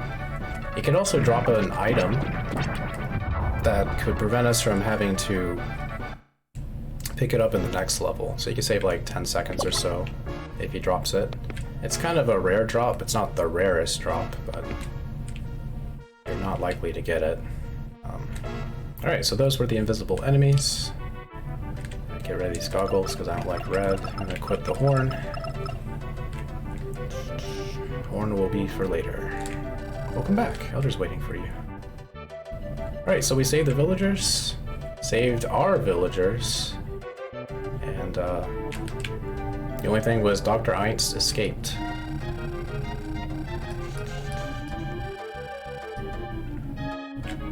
But the elder says one person at the beginning of the village, this guy, saw a person running away. Please. There we go.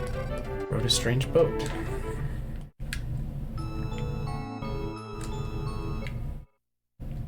So Mint chased Dr. Einst all this way, and Dr. Einst dropped change. So change is an item that allows us to freely transform into a mouse. So that's going to be very important for the rest of the game, because we need to travel via mouse hole and air duct pretty much everywhere we go. It has a few other uses too, but most of those are just cosmetic.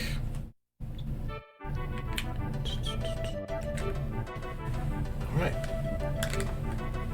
So yeah, we're about almost halfway finished with the run. Thankfully, Robotrek is not a very long RPG speedrun, and you're always doing stuff until the end of the game, so time flies pretty quickly.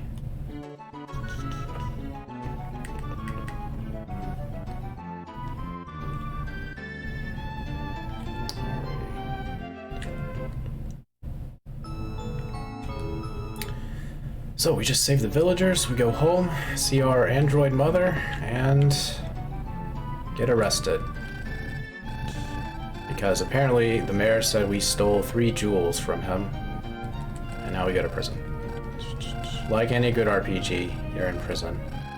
And like any good RPG, you're going to annoy the guards to get out of prison. So we got our surprise horn equipped, gonna mash it.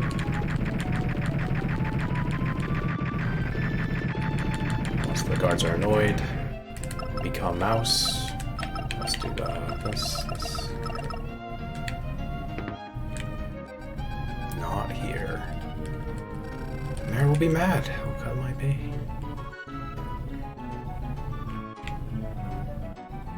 Oh, this way.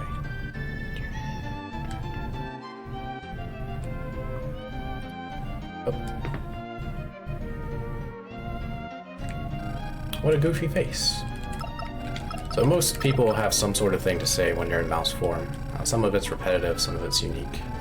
But here's Carl, he's back. His mother is still working at the mayor's manor, and he's not happy about it because she hasn't come home. I'll go ahead and talk to you. So he's gonna help us sneak into the mansion via the sewers. Sewers is a pretty rough place. Again, there are a lot of enemies, and there's not a lot of places, not a lot of space to navigate around the enemies. So, alright, let's go.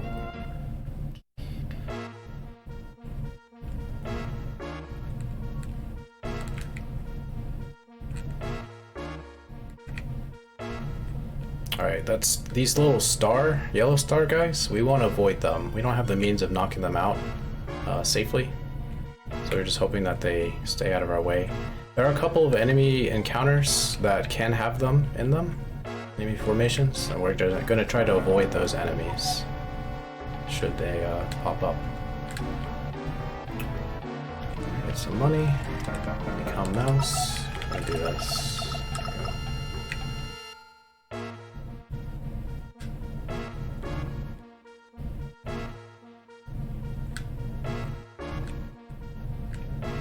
Alright, you could still be a mouse if you want to, but when you're in mouse form, you don't have access to the command menu for items, so if you get into an encounter, you can't use a smoke, for example, to run away.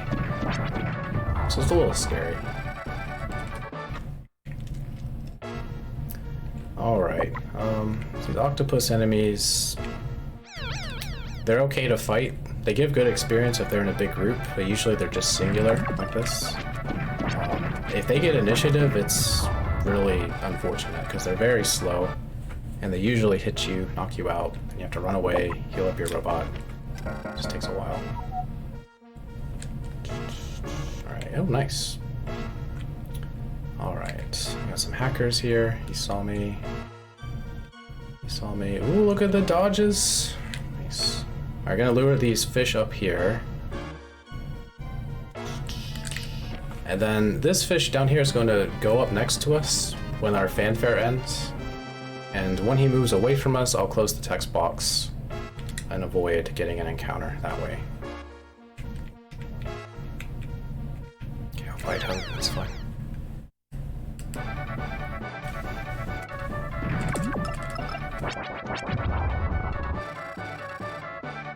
So once again, we still need to get one more level, level 15, before we leave. Okay.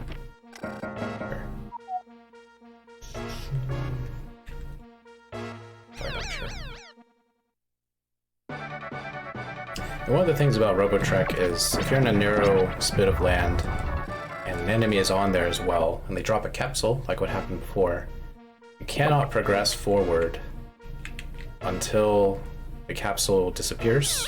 And there's only two ways to make a capsule disappear. That's to scroll it off screen or to take it.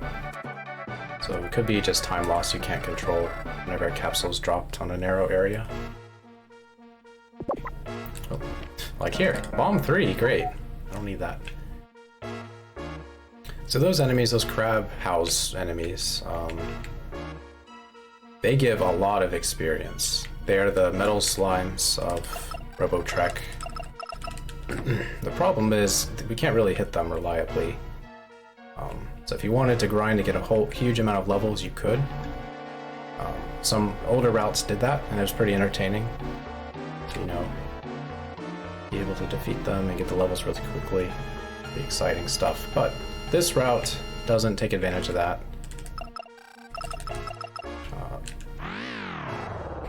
Alright, he's gonna get initiative, pretty sure.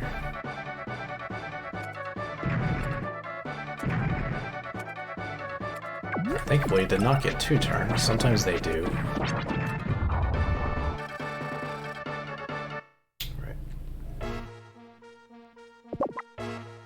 Alright, this room we're going to try to avoid the octopus. These octopus tend to be grouped with things we don't want to fight, like the star enemies. Pretty much everything in this room. We're going to go on the other side of the room in a bit. You could use a smoke bomb if you want to, but I'm getting kind of low on those, and I don't want to... Yeah. Oh, this is a pattern. Great. That's almost enough. Okay, there we go. Alright.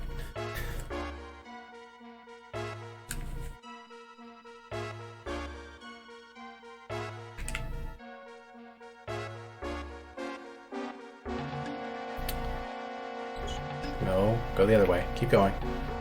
No, go the other way. Left. Left again. Okay, that's good enough. You too, go left. There you go, keep going. Keep going. Left. Left again. And down. There you go. Sometimes they just block the way. Nothing you could do about it.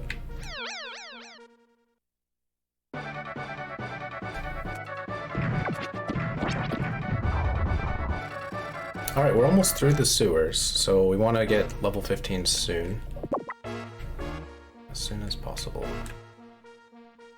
And if we get to the end and we still haven't hit level 15, we're just gonna reload rooms until we get the experience we need. Hey, crab!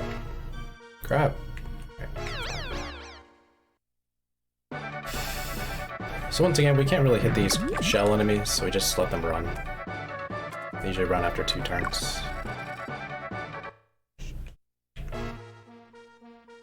This fish, we can't really avoid. They take 2 lightning strikes, or if you do the melee attack there, there's one of those.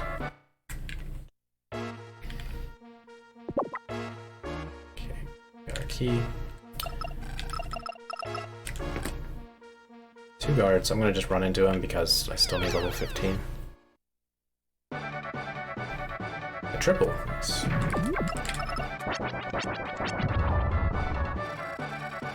There it is. We're good to go. So, what I'll do, I'm gonna put points into our second robot, into speed, and that's it. You could put the points into your primary robot, but we're gonna level up again soon, so it doesn't matter. Alright, dude, leapt down. There you go. We did it. Not a bad sewers. Not too bad. Alright, so the sewers leads to the mayor's mansion, so we're going to navigate the mansion. There's only a couple enemies to fight here. It's mostly using the mouse holes to go where we need to go, talk to people we need to talk to.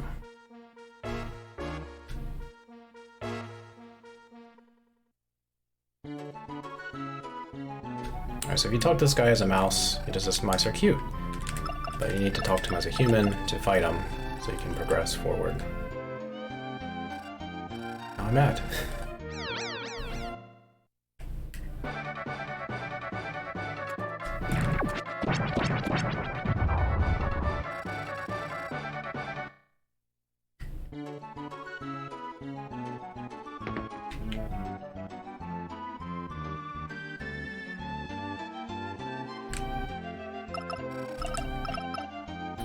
Alright.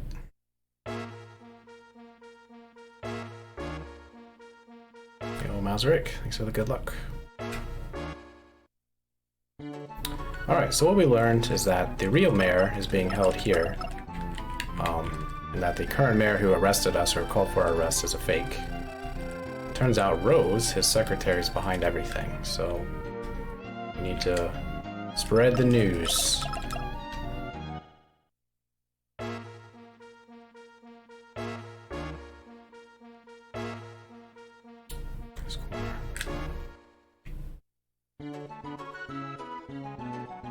So there's a shortcut back to the entrance, but it's being blocked on the other side. So it's south of here. So what we're going to do is defeat the guard on the other side so we have quicker access when we come back.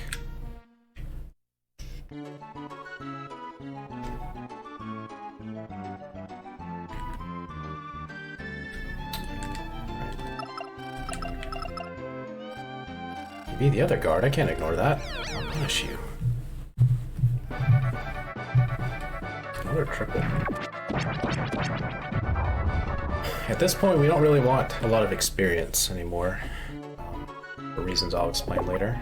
I don't know what that is, but we're abandoning it. Alright.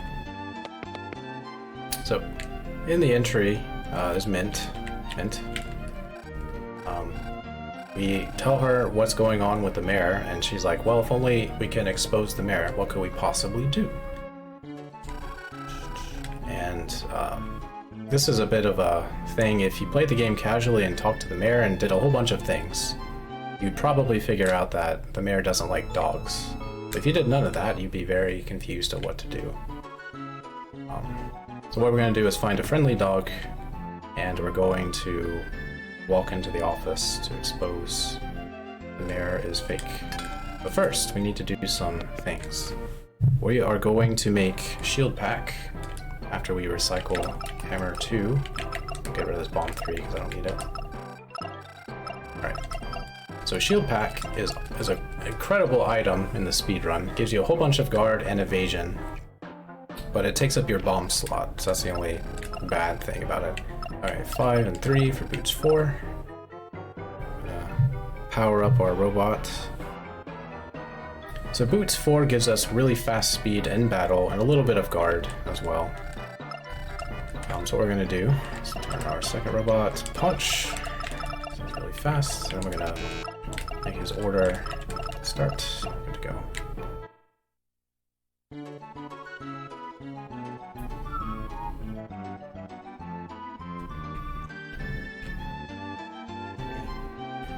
And before we fight, we're going to do a little shopping.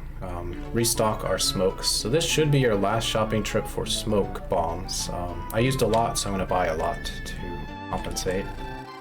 So we're not going to get a chance to do this for a while. So normally you buy 4. I'm going to buy like 10. I might even buy 12. I don't know. Go crazy. Splurge.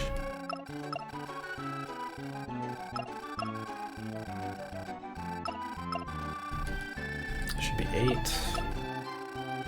9,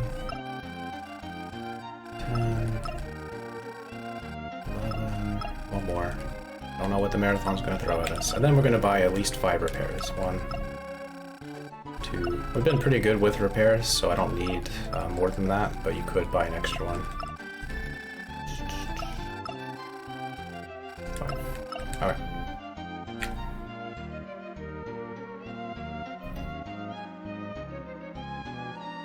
Dog is over here. So this dog is really friendly. They follow you, and you could talk to people with the dog, and people have different things to say. But Mint knows that the mayor hates dogs, so we're going to expose the fake mayor because he's not going to be bothered by this friendly dog.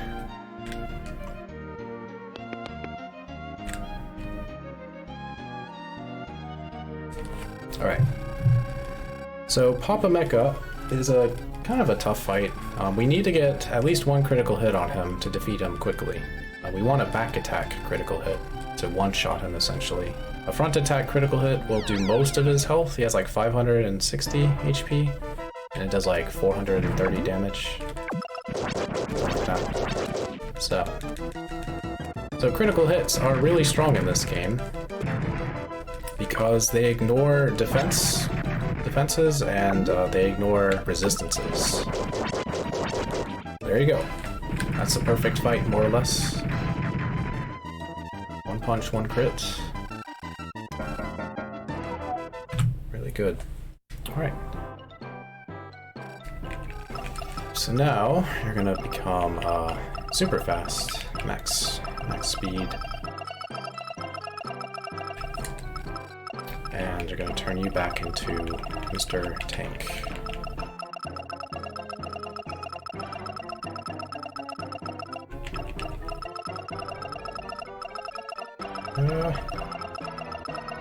Don't like mashing on the D-pad. Alright, now we're gonna heal up. Good to go. Sometimes Papa Mecha will drop like 3000 GP. Did not. If he does, it's a little bit of a time loss because you have to open the capsule before you can get the key. But that's okay. If you did get the money, you could do some extra things if you wanted to, but we're not going to do that. So we didn't get the drop. Alright, so now we got rid of the fake mayor. So now we're going to unlock the door to the real mayor. So we've got the key.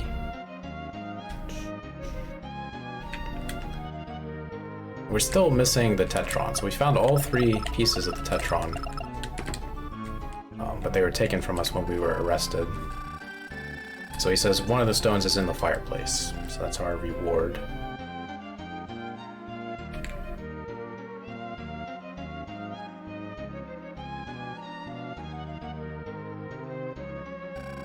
Somehow removes the grating.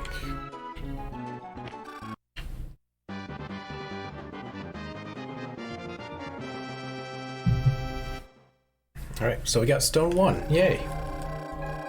The lights go dark, and then suddenly stone 1 is taken from us because Rose took it. She's essentially a master thief. Now we gotta go find Rose. So Mint, she wants to take our picture. So as you go through the game, Mint will publish articles based on what's happening with the hackers, and especially after you finish a certain section. It's kind of nice that it keeps up with that. Again, but it's an early Super Nintendo game, so you don't get a huge amount of that, like you would in maybe a Game Boy Advance game or something like that. But it's a nice little touch. Alright, so Rose is behind everything, apparently. And she disappeared, so we gotta go figure out what to do next.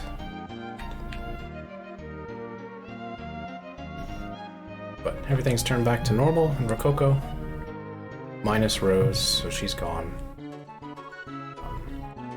So at this point in the game, we're kind of at a loss of what to do, but the game will give you some clues of what to do next. I'm gonna go ahead and equip our horn. So these kids, they found a crab that can talk to like human speech. And they want to go torture the crab, because that's what kids do. They just torture things. I'm gonna go rescue a crab that sounds like it's Metacrab. It's me! Kids have caught me. Don't mistreat the crab, but it's fun. So to get them away from the crab, we have to give up our surprise horn. Because that annoys people, so give up torture for annoying people. Okay. So, Metacrab gives us a whole bunch of information about where our father is. There's a headquarters, apparently. And you need a ship to get there. So he's like, hey, go talk to the fisherman. Hey, Rotor Storm. Alright, this is Crab Guy. Can't refuse the crab's request because he did crabbing all his life, so he's like, hey, go ahead, take the boat. So let's go. So this is the longest cutscene in the game. You don't have to mash, it's 30 seconds. So you have 30 whole seconds to go and take a restroom break. It's not enough time. We have to watch this cutscene a couple times, so it's extra insulting, especially if you have to go. We save the crab, of course. Save the crab, save the world. It's important. Alright. Snowy Mountain. The movement can be a little finicky here. This is not the way you're supposed to go, but it's the way I went. I'm gonna go ahead and equip a smoke. This next screen is going to be a little finicky. There's going to be a bird that will probably charge us immediately, and if it doesn't, then we might be able to get around him. We got around him, we got lucky. So he didn't charge, so he could use the smoke, freeze all the birds, climb the rope, and be happy. Hey, thanks for the good luck, Rotor Storm. Alright, and here's one of many people's favorite NPCs, this guy. Just making a snowman. Everyone's got free time. What else would you do in your free time? Alright. This is the worst thing in the game. Alright. Thankfully, it behaved. So that thing is not an enemy. It's not something you fight. It's a sentry, and if it sees you, it will summon a bunch of enemies on both sides of the screen. What it could do is go in between that little narrow strip and block you, because it has collision. So then you have a bunch of soldiers waiting for you on the other side, and it's just awful. So you just hope he doesn't see you. Nice, I got really lucky there. We'll see more of them later, but that's the worst one by far in the game. Alright, so open the door, get ready to fight things. Or not. Just be super speedy and run.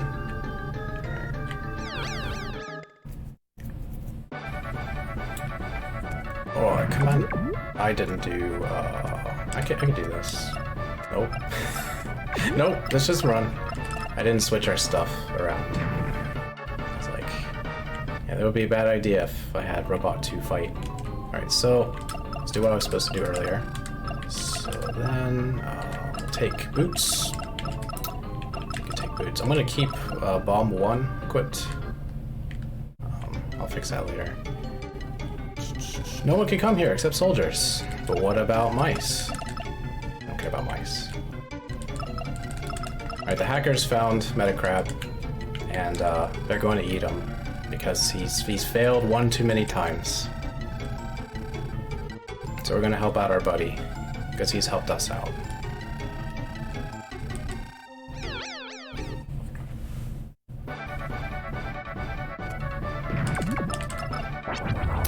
Alright. So a lot of these soldiers, they have these like purple suits. You can think of them as rubber suits.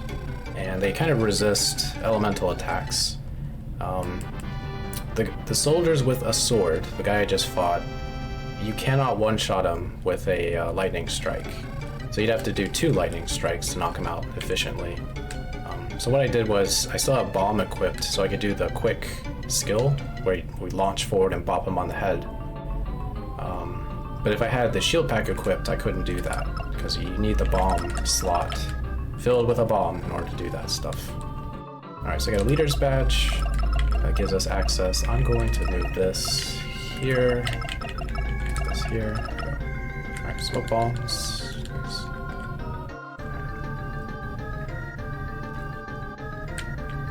And we find Carl's father. He doesn't want to talk to me.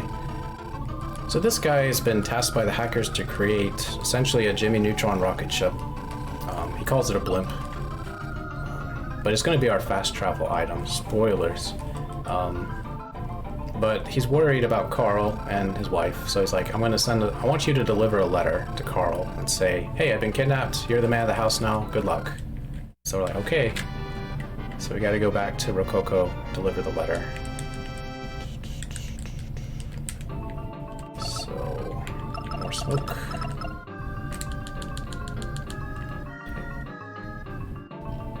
Once again, smoke bombs can freeze all visible enemies on screen, except the ones that are popping out of the ground or through a wall, whatever they may be.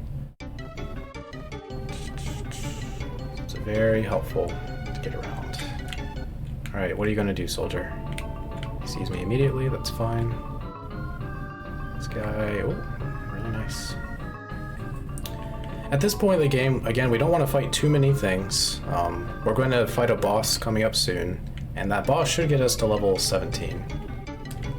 Got lots of free time, I made more. But if you have too much experience, you'll go straight to 18 instead. And if that happens, you have to spend a few minutes to grind to get one more level. So it could be a bit of time loss if that happens. Thankfully, our experience is in a good spot, and I'll double check after we defeat Bug. Alright, 30-second cutscene. Hands are free, fish are jumping. Nice calming world map music.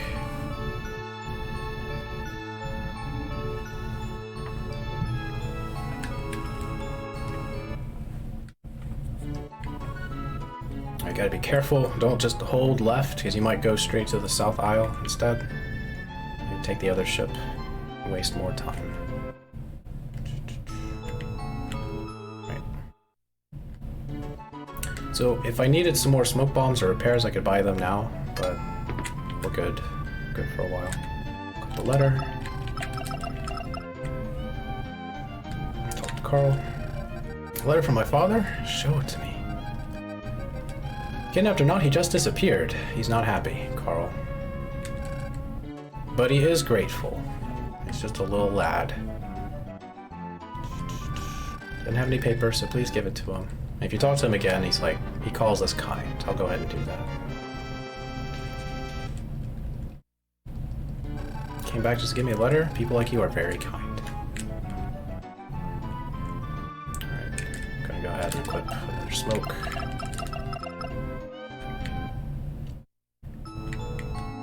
Alright, back to the airbase.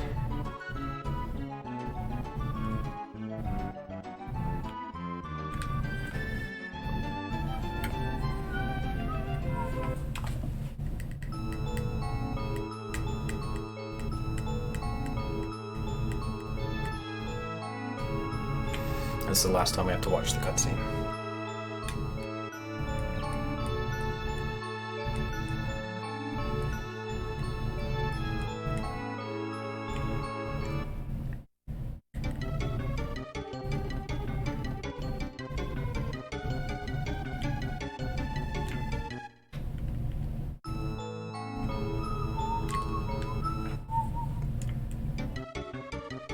Alright, final form of Snowman Man.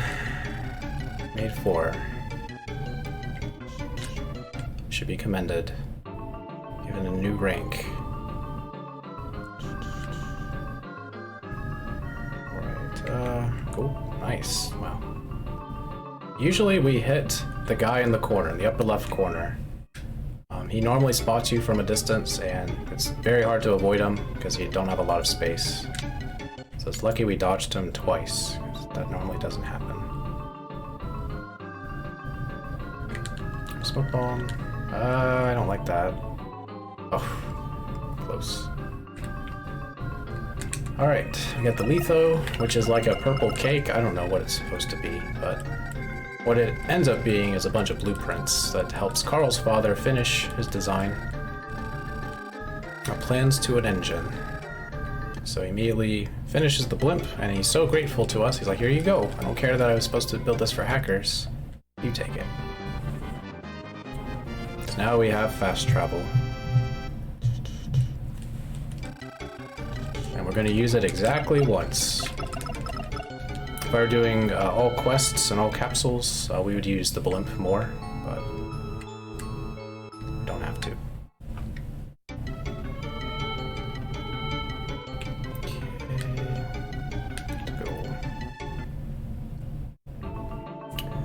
Alright, go and equip the leader's badge. We got that earlier, and this is the last time we're going to use the leader's badge, so making good progress. You're a leader? Go in. And we found our father, but he doesn't recognize us. So we try to talk to him, and he wants nothing to do with us, which is weird. So we find out that our father's essentially being mind controlled with a program, I guess a program in his brain or something. We need to find a way to free him from that. So we're going to do that.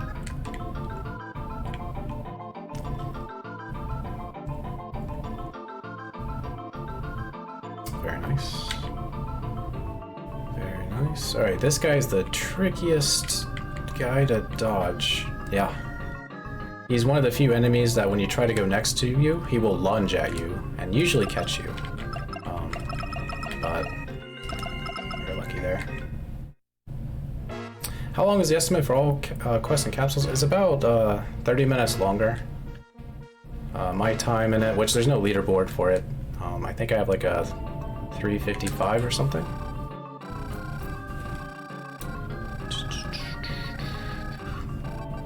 Father, I don't have a son. Oh wait, we first get introduced to Blackmore. He's got a pumpkin head. He's a really cool guy, Blackmore. We'll see more of the cool things he can do later. Alright, so Rose and Blackmore are in cahoots. And she recognizes us. She says, what a goofy face. Reminds me of that boy. You gotta be careful.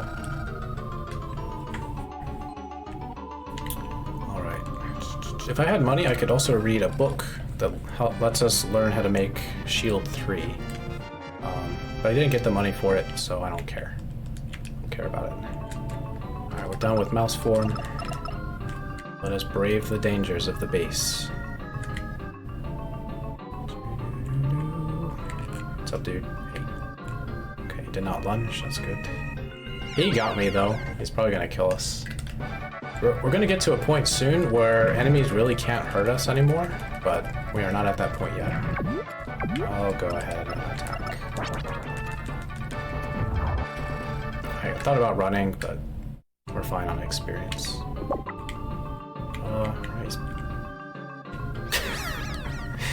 I almost got him. If I wait one more second, he would have gone down a little bit. Alright, that's okay. We're still fine on experience. Alright, did not see me. Good. Alright, little one, go away. Up or down. There you go. We got our key. I already have it equipped. This guy always sees you. Unfortunately, this guard is blocking the way, so almost doesn't pay off to use a smoke bomb in that room. But sometimes the guard doesn't immediately spot you, and you have time to wait for the second one. All right, here's another sentry who's blind, apparently. Okay, so what we're gonna do is go down here. It's gonna lure the guards down to this corner, and we're able to scoot around. Usually, before they can catch us. But doing that helps you usually dodge both of them, but at the very least you'll get one encounter, or very most you'll get one encounter instead of two. Alright, there's a Bumpy and Pumpy. They are fun enemies to fight. We don't care about that, because all we care about is Dr. G. Dr. G figured out a way to go into cyberspace, but he needs a mouse as an experiment. So we provide. He gives us a nice compliment, calls us a gift from above. I'm sorry, a present from above. Starts singing, a test. I'm so happy. He shoves us into the computer. He says it's easier than washing your pants, so we believe Dr. G, because why wouldn't we believe him? So we're in the computer, now we leave, because we don't want to be here. At least not right now. Alright, a success, we came back. So that means they can obviously go in there. So they just dive in head first. I'm gonna read this book as a mouse. Learn how to make the cyberjack. We cannot operate the R&D machine as a mouse, but you can still read books, which is kind of fun. Alright, what we're gonna do is make the cyberjack. Is that it? I think that's all we have to do. Yep. Good.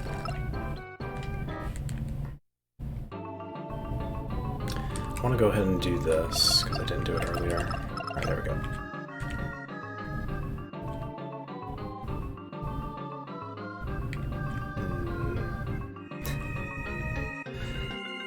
You thought about it.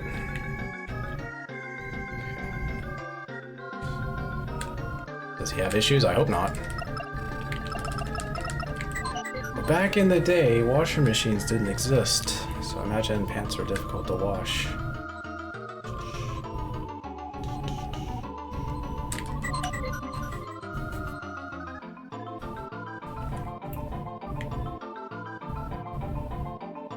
Alright, cyberspace. These are terminals that take you either outside, where other computer monitors are, or they take you around cyberspace. So we find Dr. G, he's lost.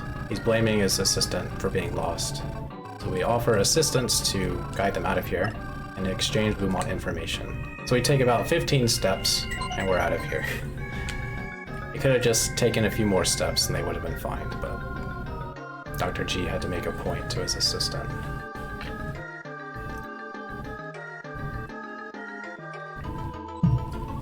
So the other option was money, and if you were to take money, he would make his assistant pay you like 500 GP, or maybe it was 100, but you wouldn't get the key. And if you wanted the key, you would have to talk to the assistant again, pay back the money, and then you would have what you needed.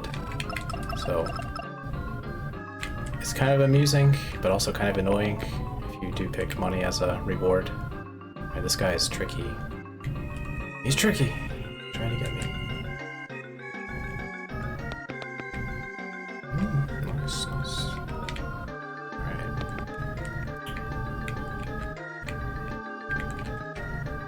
Nice. Smooth. Pretty smooth. Alright, alright. Got him.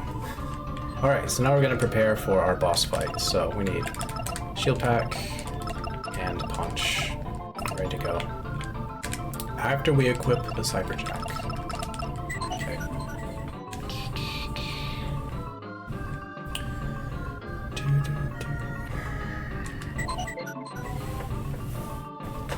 Alright, what we could have done was done some further exploration and found our father. I think he gives you a hint as to where to go, but you could skip that and go straight to the boss, which is what we're doing.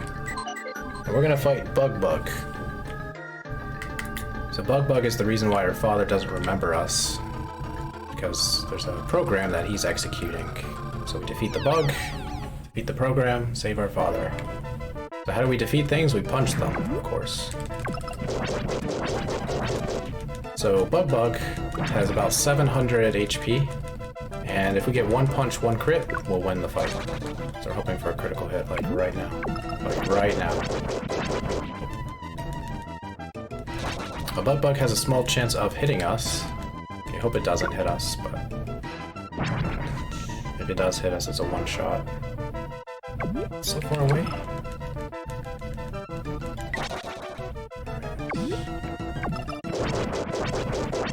There we go. Alright, 3 punches. Not too bad. A little bit of waiting around, but faster than the PB, apparently. Alright, cool. Alright, so we're gonna max out our power. And then, yes, take some energy.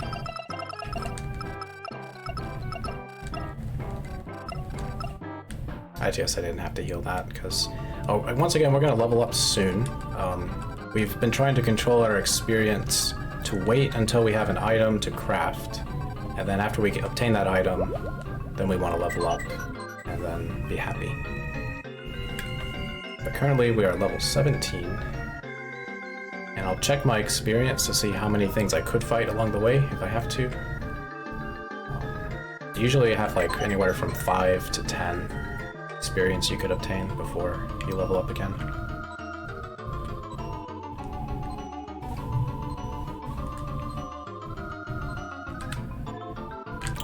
Alright, first of all, that, and then that. Ooh, 17. So we have a lot of things we can fight.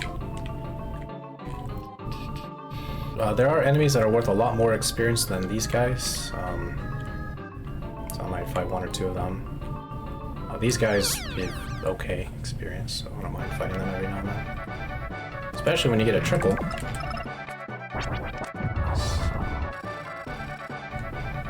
So 14. These guys give a lot of experience. I'll go ahead and fight 1. I'll probably have to fight 1 anyway, because Face Man. 2.1.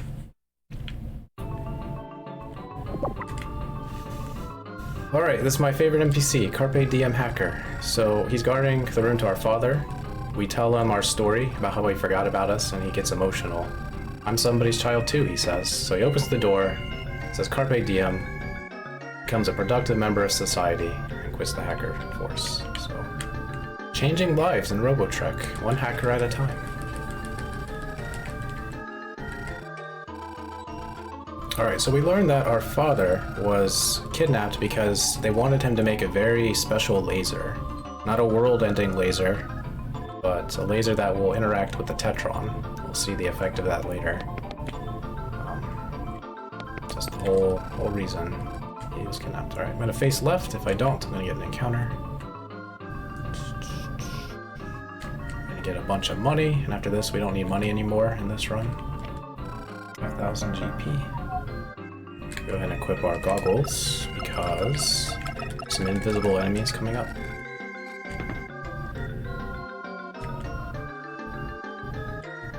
Definitely do not want to fight these invisible enemies. Right.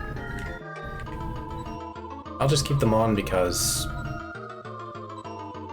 we have to come back. That's why, even though it's a bit of a run.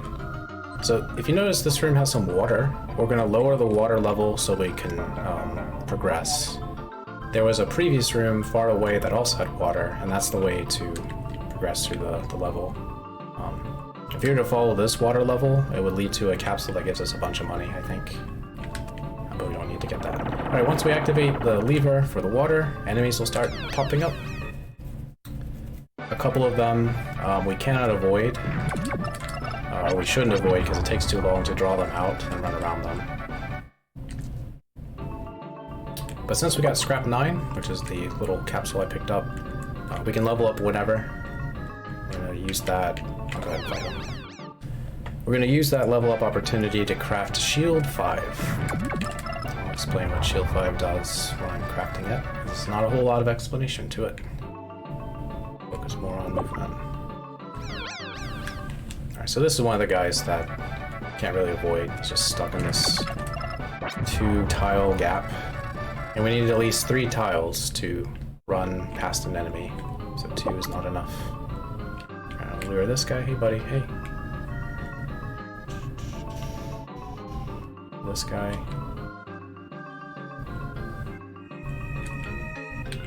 Visible enemies.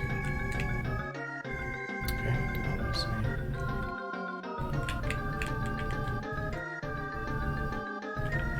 not bad. Gotta face left immediately, so these big enemies will respond to your very first position that they can notice.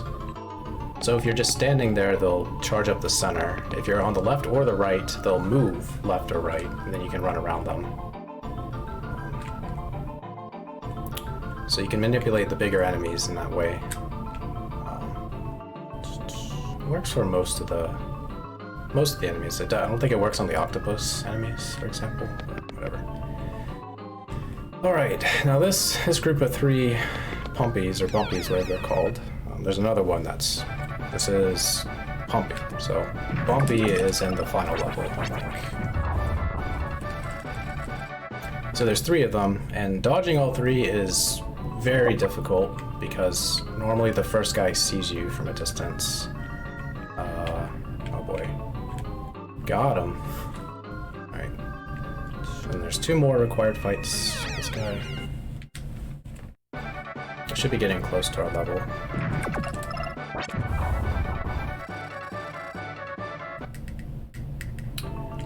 Any day now. Another guy. Just give me a second.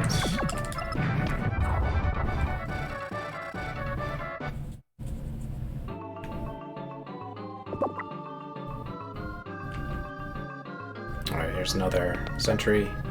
Not a problem this run, man. They're so nice. Alright, more invisible enemies. That's why I haven't taken off the goggles.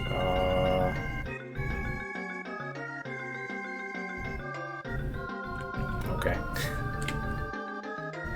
Alright, so I'll fight these facemen because I still need to level up, and this is the room just before the boss fight.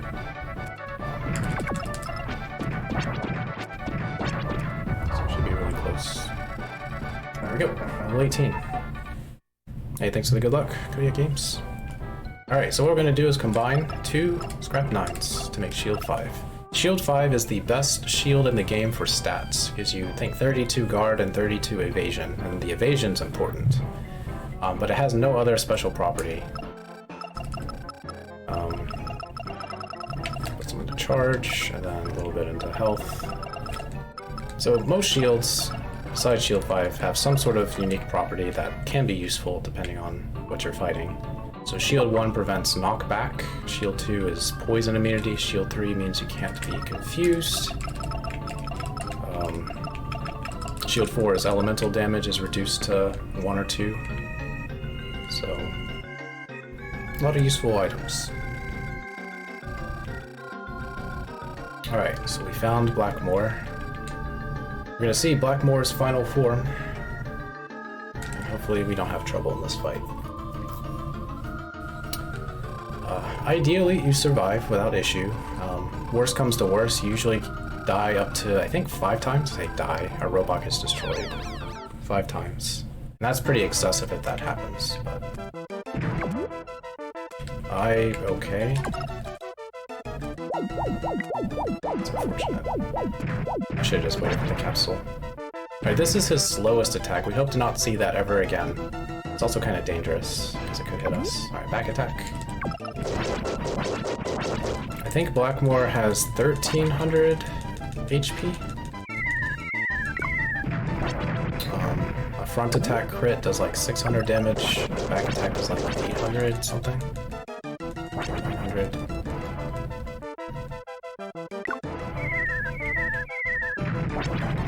Nice. Okay. Why does he have a pumpkin head? Because he's just that good.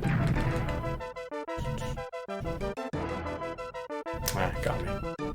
It's bound to happen some point. Alright, so go forward. Repair. I have 15 repair. That's pretty good. Nice. So we want this to happen to our primary robot. We want to block his melee attack like that.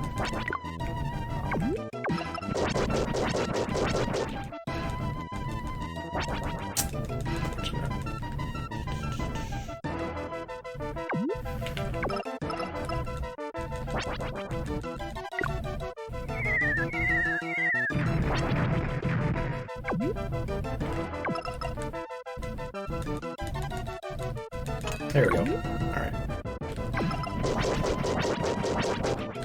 Okay, I think we need one more hit.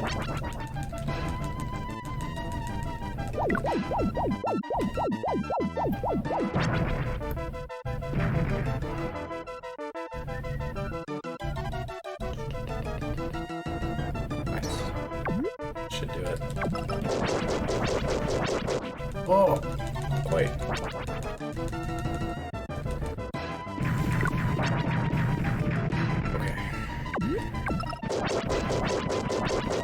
What? There, at least we got a block, finally. Alright. Well, not a very good Blackmore fight. No critical hit whatsoever and 2 deaths, so that's kind of below average. Yeah, we lost time if I were going on a PB base. Okay, so I'm gonna do 37... oh, 31 for now. Energy... heal up. Good to go. Sometimes Blackmore drops a bunch of money. We don't care about money at this point in the game. The only thing I'm going to do is sword, and that's it. Alright, now this next room has some specific movement. We're going to intentionally get into an encounter here. And you could either run away or use a smoke bomb. Smoke bomb is a guaranteed flee, but running away is faster, but it's not guaranteed to work. So we provoke the knight up to this point so that we can carefully get around this guy down here.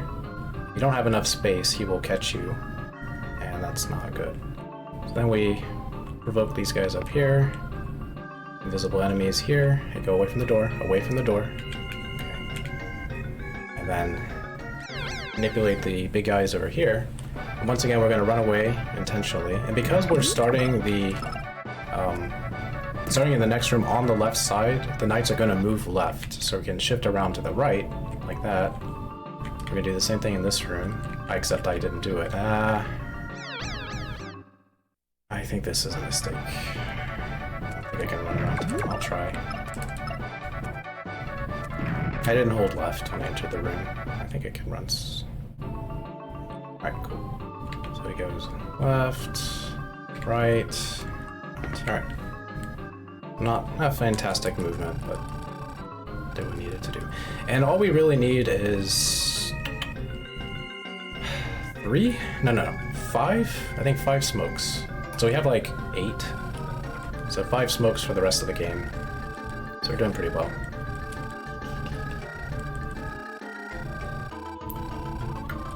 Mind you, enemies from Ogre Battle. It's a game I've not played. Alright, so Blackmore was angry. He essentially blew up the base while the laser was going through the Tetron. And as a result, we were sent back 100 years into the past. That's Robotrek's story, everybody. Not quite Chrono Trigger. And we scare this kid. Good riddance, kid. Alright, take off the glasses. That'll be my second favorite NPC. She talks very quickly. I wish every NPC talked as fast as she does. Go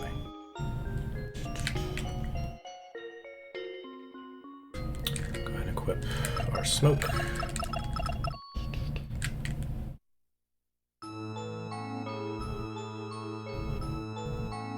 Alright, what we learn is that there's a girl named Polon who is kind of missing. And just do that. Counter, I guess. She's missing, and the reason she's missing is she's looking for, like, mushrooms, medicine, things like that to help cure someone she found who is sick. And the lady just said she went to go look for stuff for you, so it's a little confusing. Because we haven't met Polon before. Alright, in this screen, we're going to use another smoke bomb. And there's going to be an invisible enemy, well not invisible, but an enemy that will pop up on this tile. So I'm going to purposely go around to avoid him, so he doesn't pop up. Once again, all enemies that are frozen, or sorry, all enemies that are present on screen can be frozen by a smoke bomb. But if it's not on screen, if it pops out, then it doesn't become frozen. Okay. Alright, make our way to the cave. This cave is a bit different from the future cave. It's got a bunch of gators guarding it.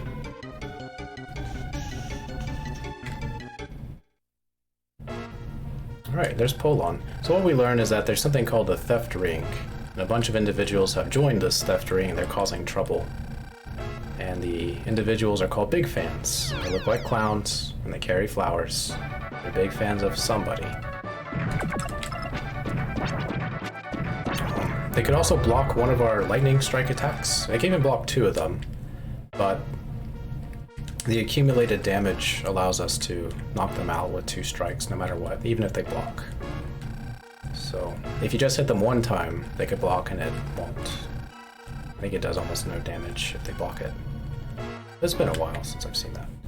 So anyway, this lady, Polon, is like, just take it easy, take a nap, I'll make chicken soup. She's really nice. It turns out she's our grandmother. Or great-grandmother, somebody. She's our ancestor. Because this is our ancestor, his name is Rask. We've seen him earlier in the game as a projection. And we look very similar, except our hair color is different. So she was very confused that we weren't the person she was taking care of. But anyway, so in Old Rococo, we're gonna do a few things. We need to initiate this quest. This old man is blaming this lady from stealing his jewelry. And she did not do it, but she cannot convince him that she didn't do it. So this sparks a feud that lasts for hundreds of years, that the results are known in the village. So that their descendants are as a bunch of teenagers that end up eloping because their parents hate each other. We need to prove the old lady's innocence, or so she would like to think. We don't actually care about innocence. We need to talk to this cat because the cat saw everything. Because a mouse was the one who took the jewelry.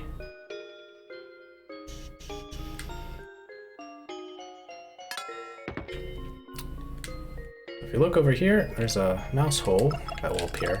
And if you didn't talk to the cat, the mouse hole would not appear, even if you notice it. So, cat is key.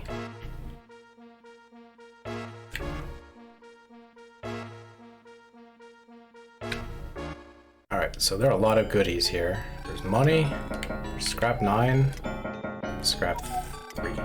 And inside that capsule is the key item jewelry, or jewels. And if you give that to the old man, then you can prevent the feud from occurring and the future changes.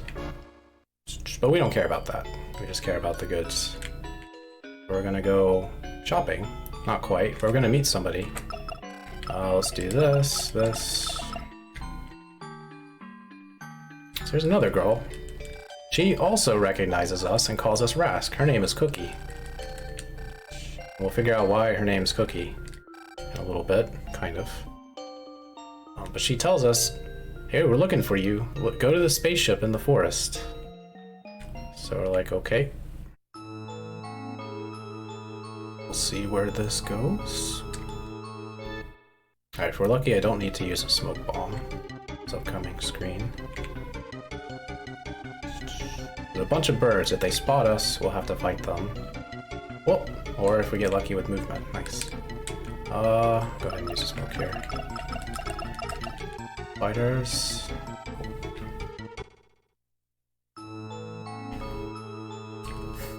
Alright.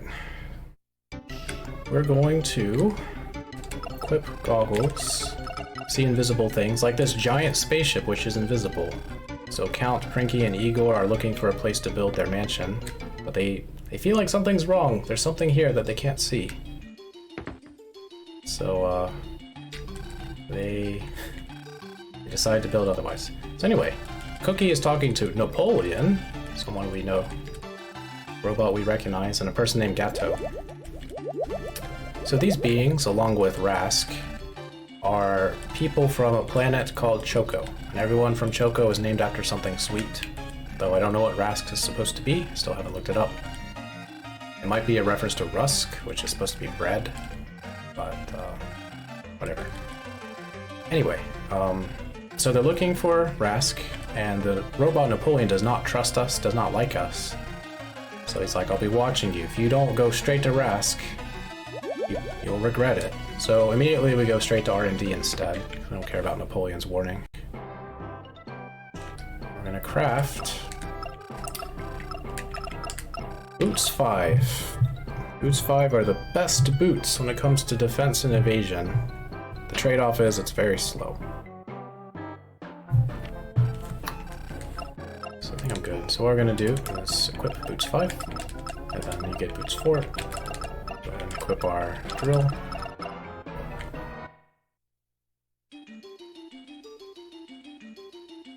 How's it going, Crusar? You see that? Boy went in there, nothing happened, he came out. Let's build somewhere else. So this convinces Count Prinky to build to the north instead of the south. Preserving the timeline.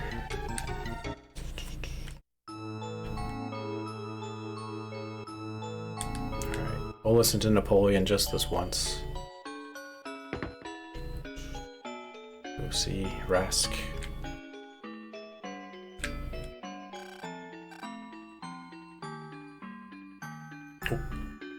There we go.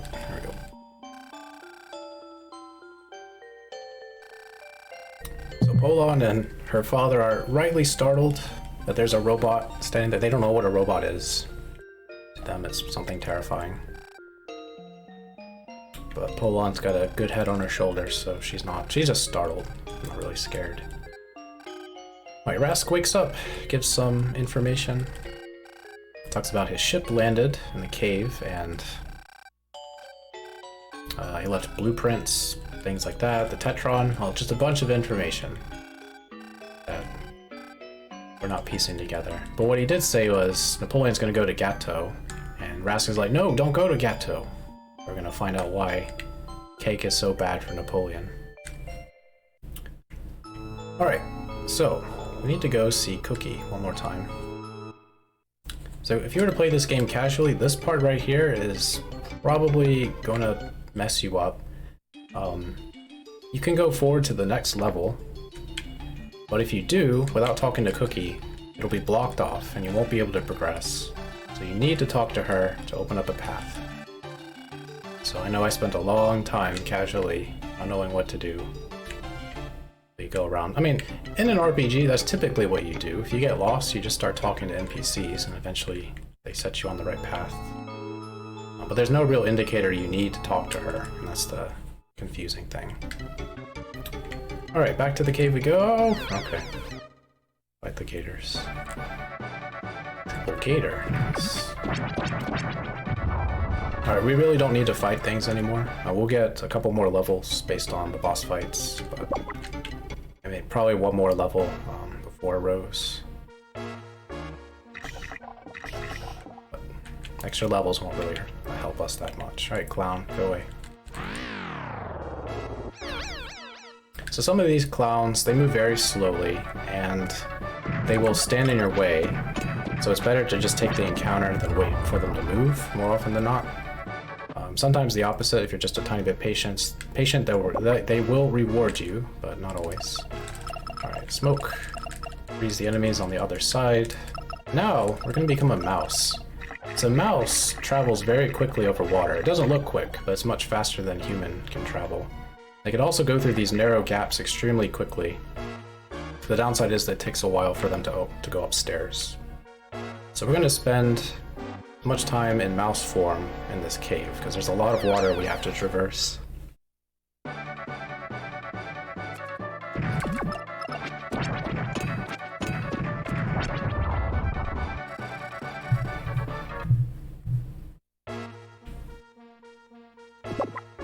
Okay, nice.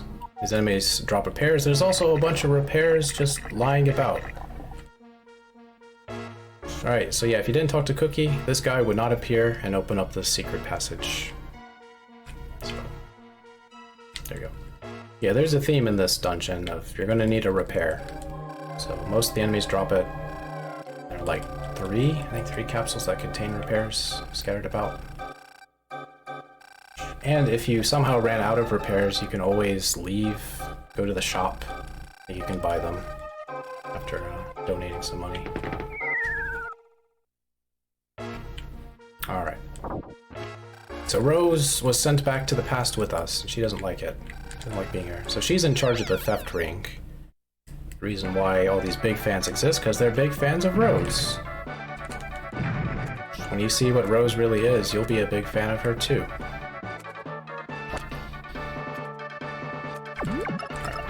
So, with the shield pack, with Boots 5, and with Shield 5, we have so much evasion that almost every enemy in the game from this point on can't actually hit us. We will dodge it. Despite having no guard, there's a way we don't take damage. There are a few exceptions, and those are the bosses. Some of them can do damage to us. Most of them can. Right. Nice. Alright, go ahead and equip a repair. We need it. Alright, we found Napoleon. He's been injured. Can't move anymore.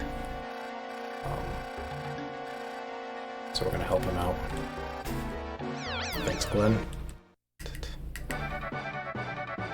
Culture indeed. Is she a gorilla? No, she's not. We'll see. I think she's cooler than a gorilla. The gorillas are pretty cool. Anyway, that poor hacker, he just wanted to walk hand in hand with a girl. It's his only wish. So anyway, if you talk to Napoleon with a repair equipped, you can offer to repair him with spare parts. And he will follow you around. So when we fell down here, we lost two key items, the drill, and we lost our flashlight. We don't really need the flashlight, but the game thinks we do. So what we're going to do is use Napoleon as a flashlight and a drill. Now, Napoleon is interesting because he will take on the running properties of whoever you are whenever you enter a room. So if we're in mouse form, he'll have the running speed of a mouse as we go over water. If we're in human form, it's different. And then there's also vanish form, which I'm not as familiar with, but it's slightly different than human form. We don't even have vanish, so we'll be getting that soon. The result is Napoleon will go very quickly over water and through gaps very quickly as well. Alright, let's see if I can get this skip. I got it! Nice. So you can use Napoleon as a collision to stop an enemy. It is a very inconsistent skip. I've been derusting this run for a bit and haven't gotten it a single time on stream. It's just not reliable, but I don't know if it's a frame-based thing or if it's RNG or what, but the right movement, you can stop that enemy using Napoleon. Pretty cool if you get it. Anyway, Napoleon's like, oh, these are the remains of Rask's ship, so I gotta go. Bye. Thankfully, we find our drill. Now we don't need Napoleon.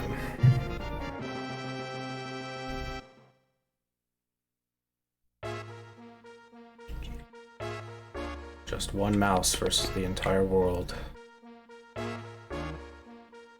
We're gonna lure this guy over here. Get around him. Alright, we're almost done with this level. Okay, get out of here, Light. I don't like you. Alright, so what I'm gonna do is go ahead and set up our robot. I'm gonna equip the glasses because the next room has invisible enemies and we don't want to hit them because they are very strong. There we go, we made it to Rose. Okay, so Rose is talking to Gatto and we kind of get more of the plot as it comes together. So Rose infiltrated the mayor's mansion posing as a secretary. She demanded the mayor get the jewels, things like that, to find the Tetron. Etc., etc. So most of what we've experienced so far is because of Rose. But what we find out is that Gatto is the one who's really in charge. So always been a theme in Robotrek of who is the hacker leader, and it changes as you go through the game.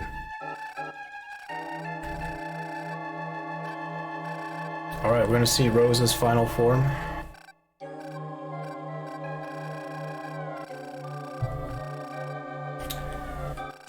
Napoleon confronts Gatto, Gatto runs away.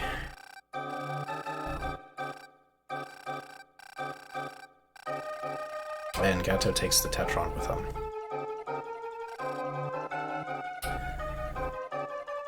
Alright, so Rose is the toughest boss in the game as far as defense. So you're gonna see when we hit her, by the way, she's a tank. She's an Egyptian Cleopatra tank, anyway. When we hit her, if we don't get a critical hit, we're gonna do like 1 damage to her. 1. And we're hoping for critical hits, because we need 3 critical hits to defeat her. 3 critical hits plus a basic punch. So I mentioned before that punch 3 has a 25% chance to get a critical hit. So every time we punch, we're hoping for that critical hit. And sometimes she can hit us. It's very rare when she does, but every time I do any sort of marathon run of this game, Rose knocks us out. She's not supposed to do that. But it's only when she does her headbutt attack that it could hit us. What is Rose doing on the couch? Being a secretary. Great. That's what secretaries do. They sit on couches, right? Right.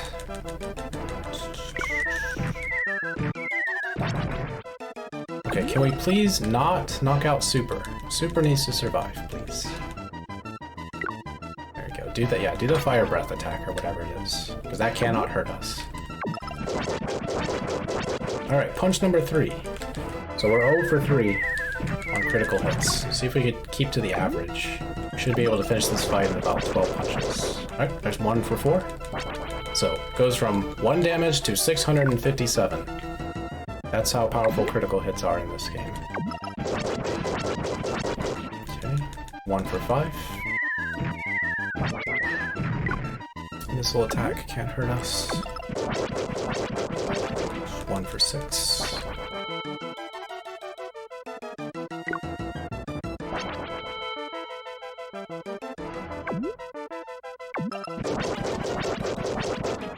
Two for 7. That's good. I need 1 more critical hit, and I can do a basic punch.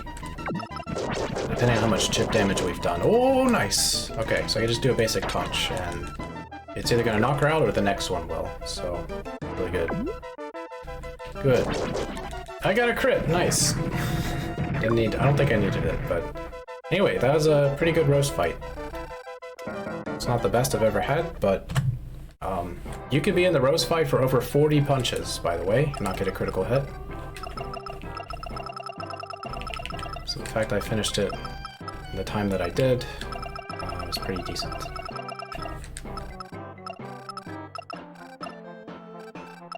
Yeah, crits ignore defense, they also ignore resistances. So defense and resistance aren't the same stat. Alright, so we're gonna equip sword, and we're gonna become mouse, and we're ready to go. So there are two main routes of Robotrek. One of them does not use punch, it uses Axe 3. It does a huge amount of damage, but your crit rate I think is like 5%, maybe 10% at most. Which in the end you're going to still be relying on critical hits, because that will speed up the fights tremendously. The chance of getting it is so much lower. So this route is higher risk, but higher reward. Assuming you do get the critical hits. Alright, so we make our way out of here. I'm going to use a smoke. This is the last smoke bomb that we really need. Everything else is just extra.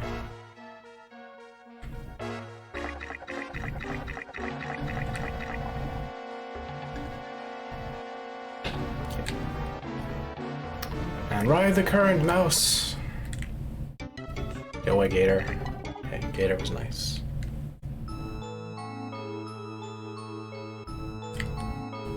Alright, so the rest of this level is just watching a couple of cutscenes, interactions.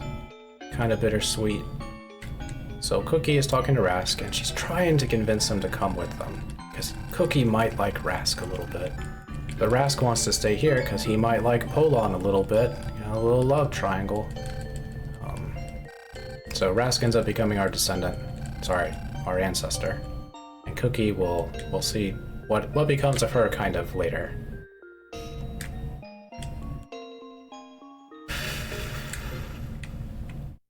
Alright, so back we go to the spaceship.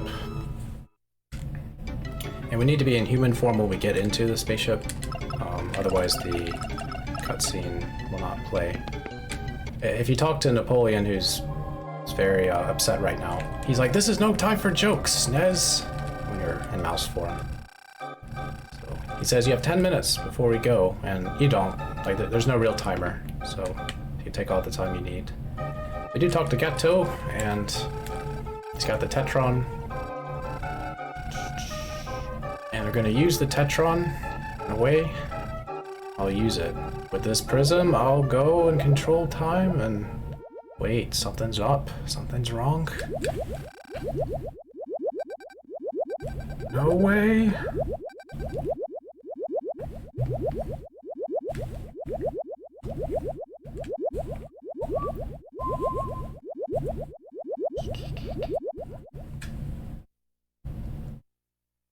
SNES! Please, SNES, get up and put on a happy face. We're back home. Our father explains that they blew up the hacker base and they found him, so they brought him back. Where does it hurt? What? Oh, Rococo? Ha ha ha, you were dreaming. It was not a dream. How did we have Boots 5 if it's a dream? So...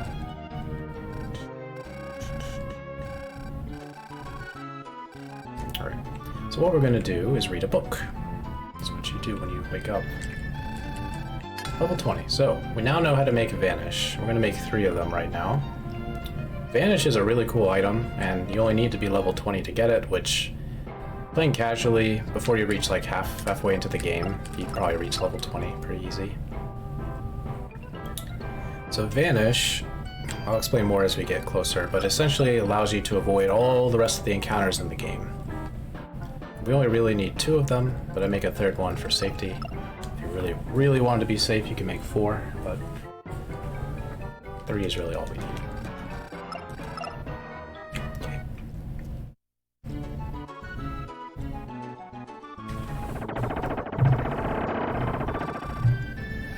Wow, an earthquake. It's okay to go outside. So we learned that by the cave, by the river, something fell. Something hit the ground and had a light. So the police are going to check it out. And they don't want anyone else there. So before we go there, we're going to buy some repairs. Okay, so the final boss of this game will, at a minimum, knock you out one time. If you're super lucky, you won't get knocked out at all. But at worst, it can knock you out like 15 times or more. So we're gonna buy all the repairs we can. If I were doing a PB attempt, I would only buy a certain amount, usually no more than 12. But since it's a marathon, I'll go ahead and spend it because we have nothing else to spend money on. We could fill up our inventory. I guess I'll stop around like 2,000. We still need at least like 3 spaces of inventory. But that should be good for the rest of the game. Alright, we're going to investigate the cave.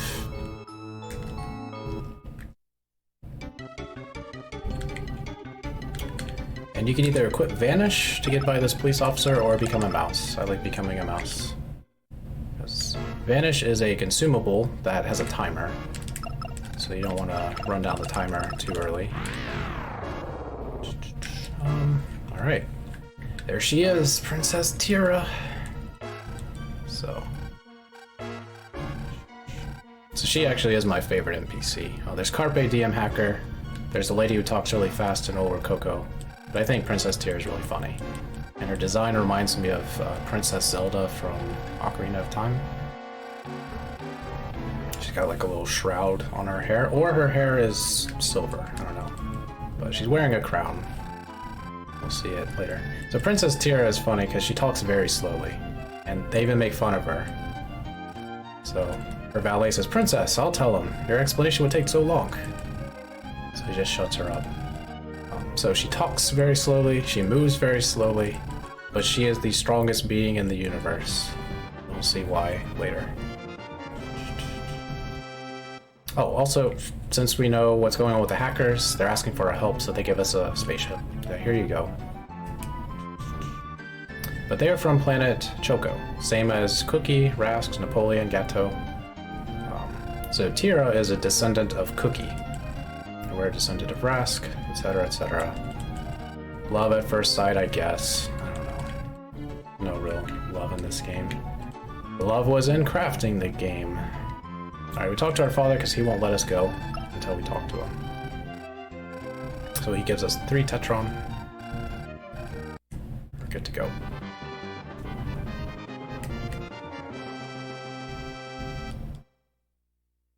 Okay, let's go ahead and equip our brand new spaceship. Alright, let's wow this kid. He is shocked. Away we go.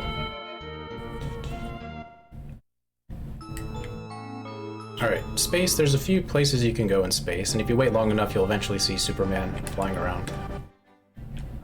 We're going straight to Choco. So at this point in the game, we're going to get a bunch of cutscenes. So Robotrek is really good about managing cutscenes and dialogue. It's all really short, it's really nice. But here they're going to backload the rest of the game with cutscenes, so strap yourselves in. It's a mashing time. Alright, talk to this guy. Alright, so this is the chief engineer of Planet Choco. He's going to help make some stuff for us. So we give away our scrap A. That was Napoleon, the one in the volcano who sacrificed himself. I'm just gonna find stuff out. Okay. So Princess Tira is a very curious princess, so she decides to go to the lab and see what they're working on regarding the Tetron. So I go to the lab. Planet Choco is not a full planet, it's just the palace essentially, so it's a very small area. I imagine if this game had a lot more budget and time, they might have made a few levels for Planet Choco, but maybe not. Maybe they just wanted to keep it short and sweet. Alright, so we saw Princess Tira and someone who looked like Gateau. We talked to them, and they said, that's not my name. So we believe them.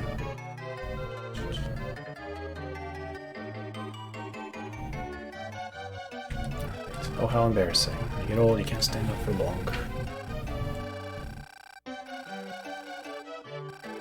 Must be a coincidence that the person who tried to steal the Tetron was also named Gato. Anyway. So, we learned that the princess is missing. So is Gato, and so is the Tetron. What could have happened? We're about to find out.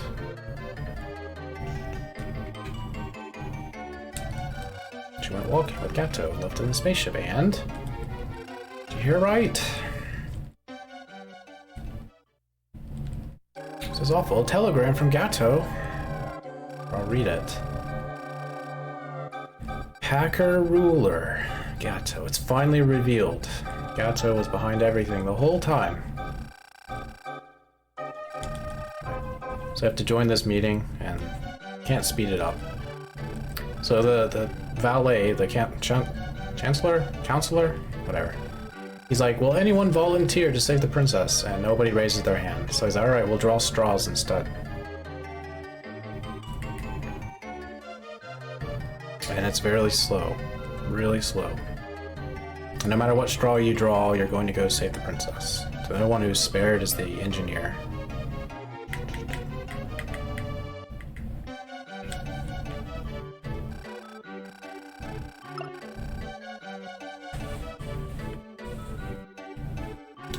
With red straws? Oh!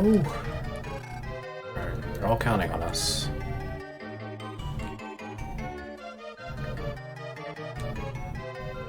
Alright, let's go save the princess. An elite team of inventors and scientists go save a princess. What could possibly go wrong?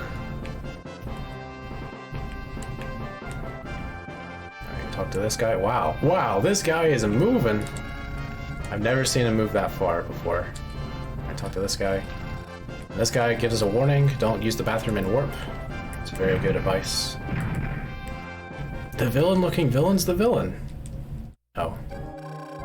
Fooled me. The battery's been hit. That's right, it's a battery-powered spaceship. The most advanced battery in the world.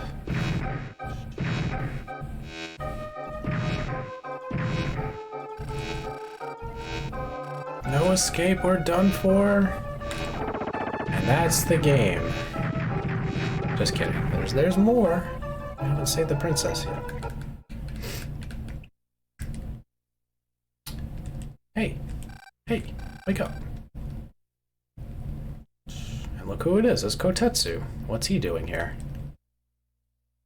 I have to take care of you. All the time! Don't you remember me? It's me, Kotetsu.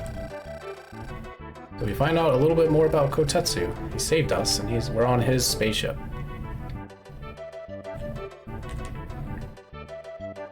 I don't know how he saved us in the vacuum of space, but maybe the space is not a vacuum in this world. Anyway, so Kotetsu talks about how he's been sent to watch him. I don't know who sent him, but everything else he's been doing is side job, thieving, all this, infiltrating, all that stuff. And somehow Mint is here. She followed a person onto this ship.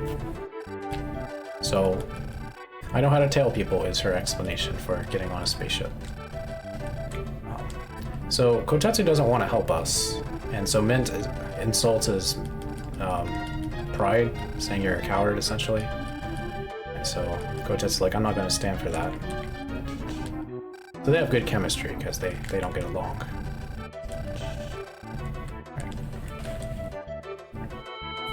Alright, we're coming up on the final level. This level's split into two. We're going to take a little pit stop in the middle, and then finish it. So for being the final level, it's actually not the longest level. I always found that surprising. You can survive the vacuum space for a short time. Very short time.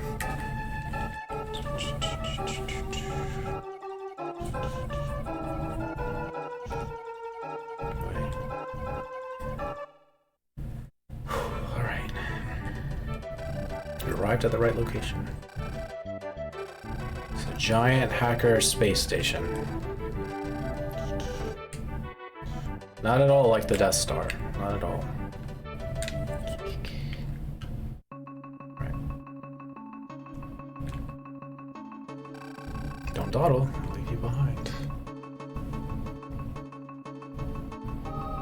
Alright, so it turns out Kotetsu has some dealings with the hackers. He delivers, like, goods, whatever they might like, including Mufufu, his favorite. What? Mufufu? Show me. Anyway.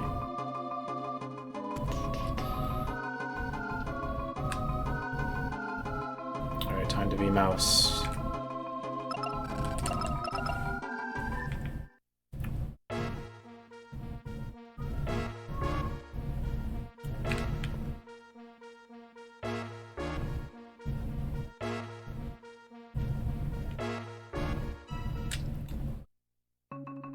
Alright, we get the second best joke in the game. Here it goes. The ruler rules, get it?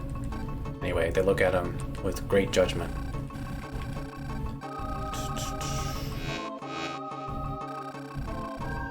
Alright, so what we're going to do is start making our way with Vanish equipped.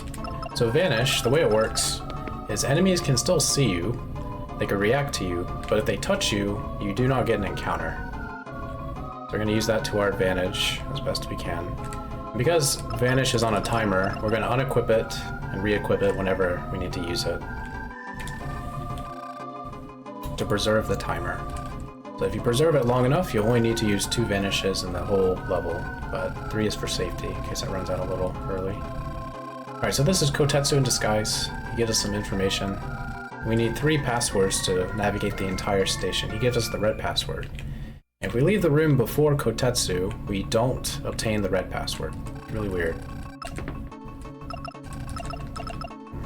But you could always go back into the room and the cutscene will play again of him fake catching you and talking about the passwords again.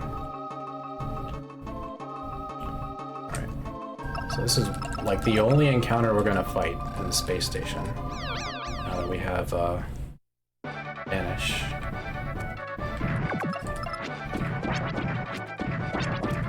Add Vanish, nice. Using it to our advantage. A bold pun, I like it. Alright.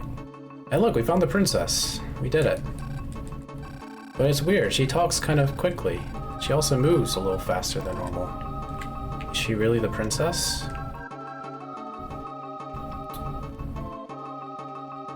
gonna go ahead and spoil it, she's not the princess.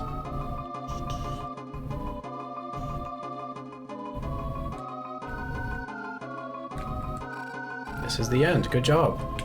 It was Gato the whole time. Why did he lock himself in a prison cell? Because that's what villains do. Anyway, so he dumps us into the garbage. There's no way back up because the elevator doesn't work. So we're in this garbage area and there are invisible enemies wandering about.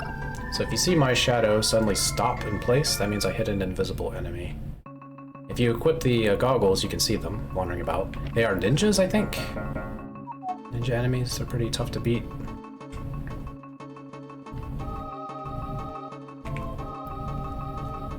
Alright, so mice are bothering Mint. They're blocking their nest. This is the last time we use the mouse transformation.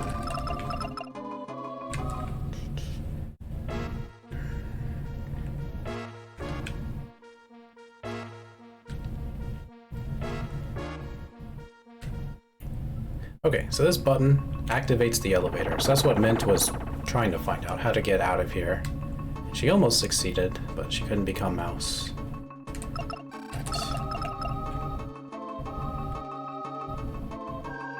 There's an invisible enemy. There's another one. Oh!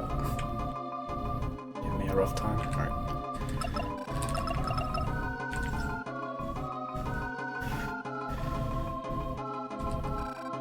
The elevator's moving. Get in.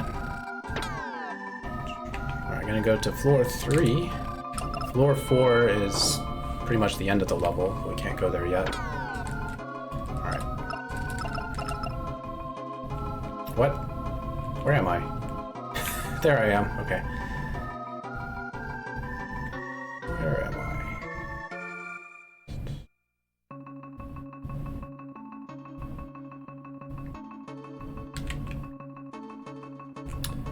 Alright, we're gonna find out that our old buddy, Blackmore, is here.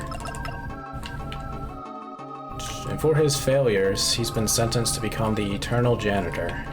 And he doesn't want to be a janitor for all eternity, because he's technically an android, so he'll live forever. So he says, hey, if you help me out, I'll help you out. I'll give you the yellow password. You can stop the no-run program that's holding me back, and I'll give you the key afterward to Princess Tira's location. So, I'm gonna do that.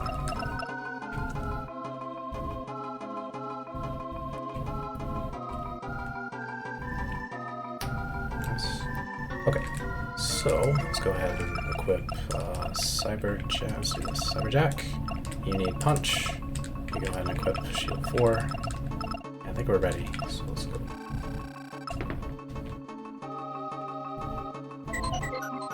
Alright, once you're in cyberspace, you cannot open the menu, so you need to be sure that you're well equipped before going in. Alright, so good news and bad news. Good news is that with our setup of Shield 5, Shield Pack, and Boots 5, Bug cannot knock you out. He cannot hurt you in this fight. The bad news is, what he still can do is confuse you. And confusion is bad, because it's at least 2 rounds of combat where nothing is happening, because our robot's just wandering around. So we need to get 4 critical hits in this fight to quickly defeat him. You don't have to punch with the run command, like this triple punch attack. You can do a basic punch and it'll do like 50 damage. But he has, I think, 2,400 HP. That's a lot of punches. Where you could just get 600 damage critical hit with the triple punch. Alright, so we're 0 for 2. So let's see if we can finish this before 16 punches. That'd be the average. 0 for 3. So Bug has a 25% chance to confuse us when he uses the attack that doesn't look like a hockey puck is being launched. Not that attack, the other one.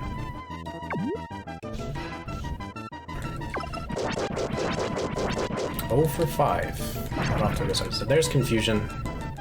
So he could reapply confusion, so it could last longer than 2 turns. We hope he doesn't. We also hope he doesn't get too far away from our robot. Okay.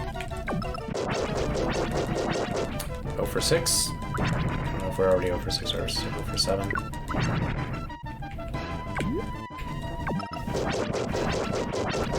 For 7. It's not a very good critical hit rate so far. And with Punch 3, again, we have about 25% chance to critically hit. 0 for 9.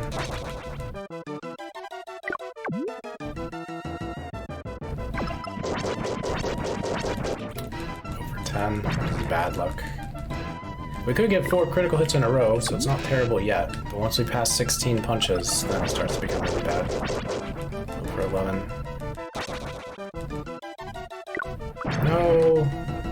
Alright, you can expect to be confused once in this fight. If it happens 2 times or more, you just got unlucky. So, the longer you're in this fight, the more likely you're going to be confused.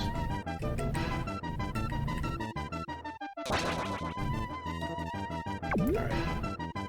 Are we 0 for 12 now? Oh wait, 1 for 12.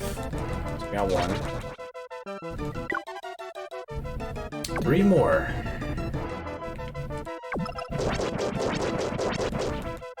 One for 13.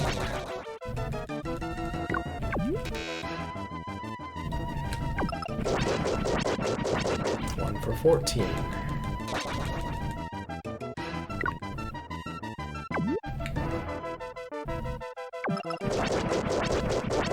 Okay, 2 for 15. Another confusion is bad. And this is the reason why I have a 340 estimate, because this fight is just can be pretty bad. It usually doesn't take more than 30 punches to win the fight, but it could. Alright, 2 for 16. I think that 16. 17. 17. Another confusion! So if we had his luck, his 25% rate, we would be done with this fight already. So his luck chance was better than ours. There is a shield that can block confusion, shield 3. The downside is if you equip it, you 2 for 17. Break down, I don't know. This point doesn't matter. Already losing time. If you equip shield 3, you don't get confused, but you can get knocked out. So, more confusion. So he has a small chance of hitting you. Which is, in theory, it doesn't feel as bad as this. But in practice, it's not very good. In the questing for glory run I did earlier, I tried this shield 3. Okay, we got confusion reapplied. So, extra bad luck. Okay. One more crit. Yo, how's it going, Diley? Welcome. You made it to bad times with punching. We're almost through. One more. One more. Just one more crit. One more.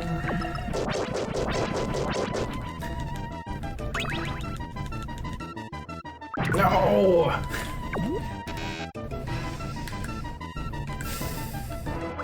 This is going so poorly.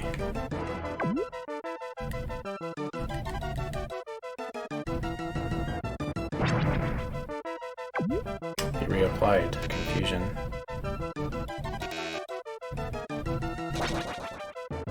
Alright, come on, finish!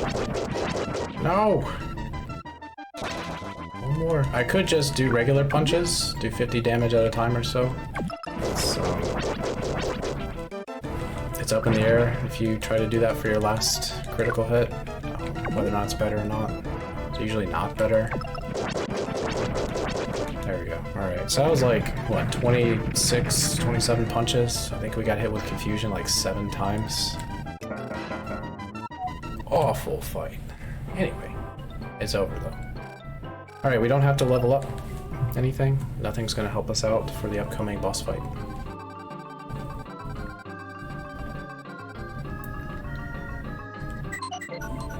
Alright, so that's truly in my opinion, the worst boss of the run.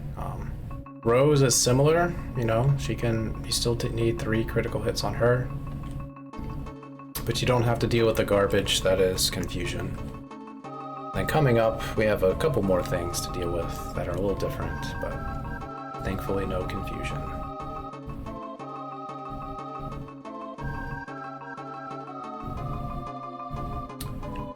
Alright, so with that, pretty much good to go.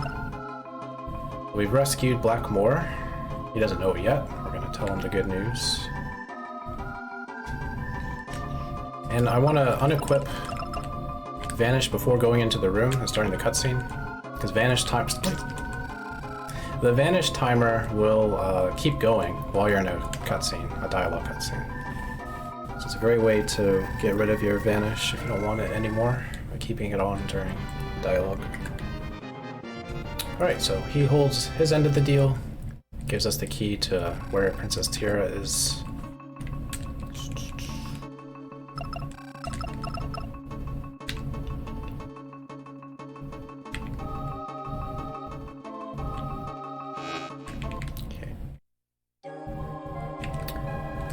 Alright, this for this. Still need the Cyberjack for later. Alright. Alright, Princess Tira. So, she's excited to be here because it's big, full of people, and interesting.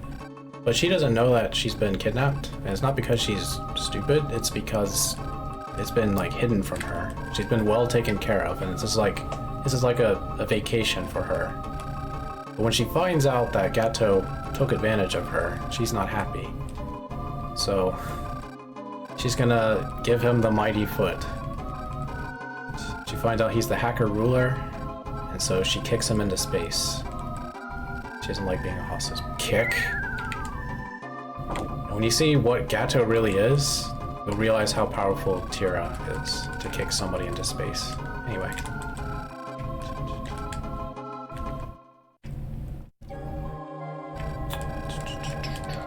Alright, so we got our spaceship. So, first half of the dungeon is finished. We're gonna return the princess and acquire some information and items.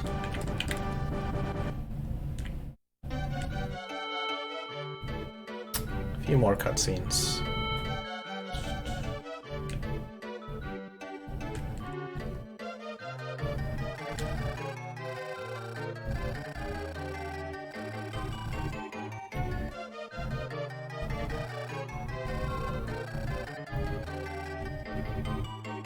Alright, so the Napoleon scraps, the one from the volcano, had a memory film, they call it memory film, within it. And that reveals that Napoleon's experience of being controlled by Gato to seek the Tetron, some information on the fortress, space station. Its weaknesses is kind of like the plans to the Death Star with R2-D2, but not quite. A mighty foot! Hey, Jesse. Looks like the princess from the Neverending Story, the, oh, what's her name? I'll remember in a second. Ever young.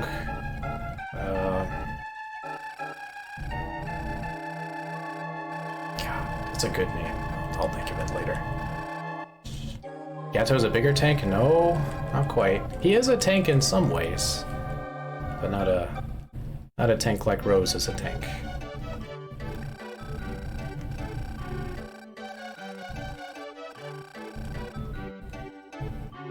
Okay, so the engineer said, hey, go see me when you're ready. Got some stuff for you. He's going to give us the greatest weapons ever devised in a video game. Allow us to destroy the hacker fortress without fail. Our secret weapon. Alright, so he gives us strawberry jam, blueberry jam, and mustard. 3 jars. Red jar, blue jar, yellow jar. Childlike Empress. There we go, thank you. I don't know why I thought, like, eternally young. I guess childlike kind of fits that bill. Anyway. Gâteau is indeed cake. It's the French name for cake, I believe. Everybody in Planet Choco is named after sweet stuff. Except Valet. I don't know if Valet is something.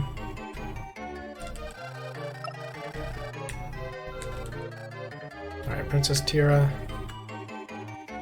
She doesn't just say, good luck. She actually gives us information. She's like, hey, here's the code to the computer. That code is very important because we still need one more password. We don't have the blue password yet. And that code helps us bypass having to have the blue password early. So, thanks, Princess Tira. The Robo-Cat from Chrono Trigger. Gato? Sure. Gato and Gato. Alright, so we're done with the spaceship. Where is Cyberjack? It's the last time we used the Cyberjack.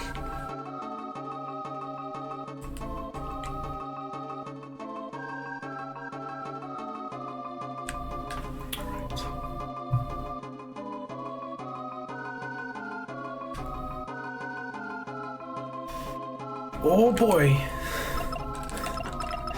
You almost got me. Alright. Do not go south. If you go south, that's through a blue door, and you're locked out of coming here, and you have to go all the way around. That's great. Alright, once again, there are invisible enemies on that floor. This is the prison. And we're going to rescue Mint. We're not going to talk to her. Talk to Kotetsu. So they were captured, being held here.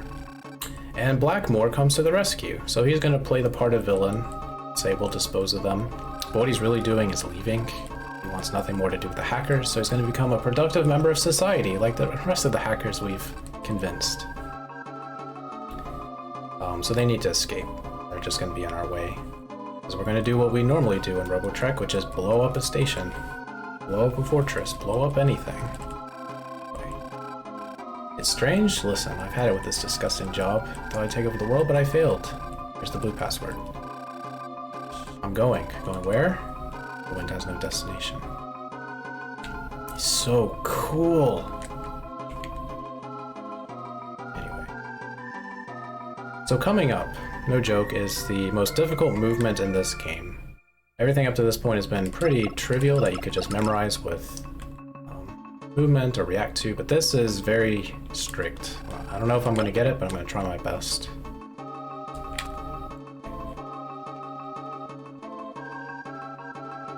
I'll explain what's going on afterward.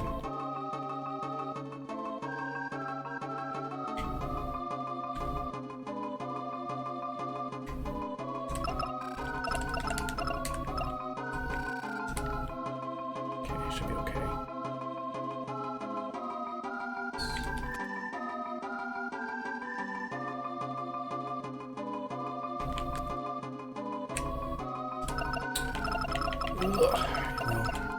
I'm not going to chance it, I'm going to go ahead and equip the glasses.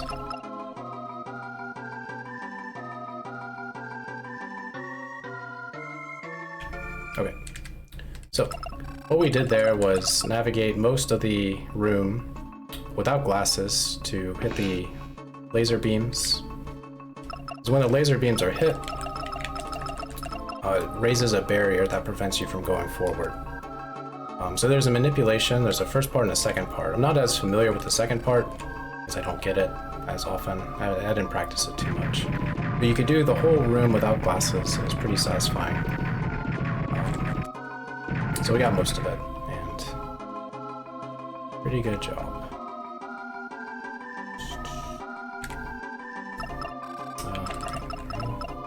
So now we set a chain reaction, so the fortress will blow up. We have to escape ourselves. And now we go south, because we have the blue password. This is the way out of here. And there's no time limit, so it'll just keep flashing red. You can spend as much time as you want to try to find all the items that you might have missed. There's a few of them.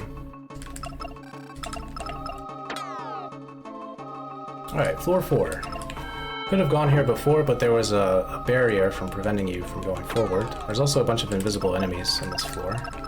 Say a bunch, maybe 3. But on the right side was the barrier. And we can go ahead into the cutscene. So if you have a fresh vanish, it gets immediately consumed when you enter this cutscene. So our vanish was about to run out. So it's all good. So, Napoleon. He's running. It's kind of provoking us. We're gonna stop him, because that's what heroes do. Oh no, but there's a bridge. There's a gap in the bridge. What do we do? Well, we asked Napoleon for help, and he's just gonna throw us across. But he warns you. He's like, are you sure you want to go across? So this is kind of treated as a point of no return. But you can come back. Once you go outside the fortress, you can use your spaceship to leave and then come back to the spot and we'll throw you once again. Alright, so coming up is the last little bit of dodging enemies. Great, nice invisible enemies. There's only a couple more rooms left.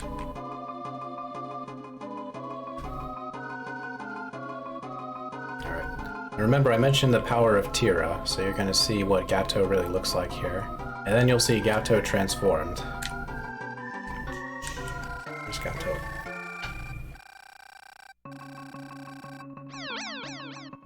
Alright. Gato! This is a mecha. Alright, so what we're going to do is try to manipulate Gato. Manipulate his movement. So there's a status condition that all 3 of these things can hit us with. It's called Disable. And Gato can knock you out, and it's rare when he hits you, but expect it to happen once, so we got lucky. Yay! Anyway. So if we flash red when these red soldiers hit us, it's an indicator that we got hit with Disable. I think it's like a 50-50 chance that we're hit. Gato can also disable you, but there's no indicator. There's no visual indicator. that you got hit with it. So when you're disabled, you cannot do the triple punch. You cannot use any run command. So we have to limit ourselves to this single punch. So Gato has 2,800 HP, and we're hoping for critical hits. We're hoping he doesn't hit us with a critical hit. What we're doing is kind of staying in the center file. And when you defend, it'll swap. Gato will swap places with the soldier on the bottom screen, and you could try to manipulate getting a back attack. And you're hoping you can do the triple punch. But since I flashed red, it's unable to do the triple punch.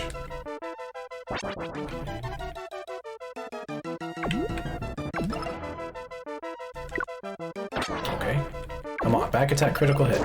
Come on. It does like 800 damage if you get a back attack crit, like 600 if you get the kneecap punch critical hit.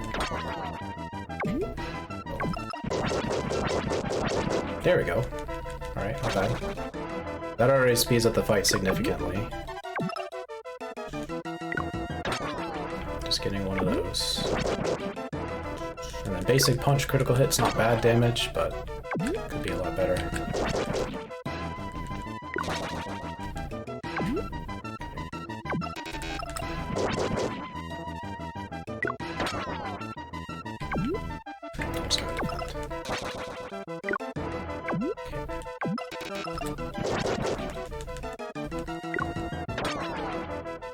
Alright, do another one. Come on. This fight is already relatively bad compared to a good split because we got knocked out twice and we've only gotten one decent critical hit. Just for reference. I've never really had a good Gato fight before. Usually I only get 2 critical hits. And you get disabled quite a lot, so you can't even do the good critical hits.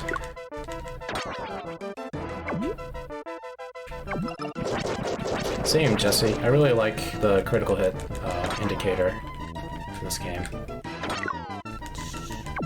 I was gonna make an emote for critical hits, because I also run a few games where those are necessary, and thought about using Robotrek as the basis.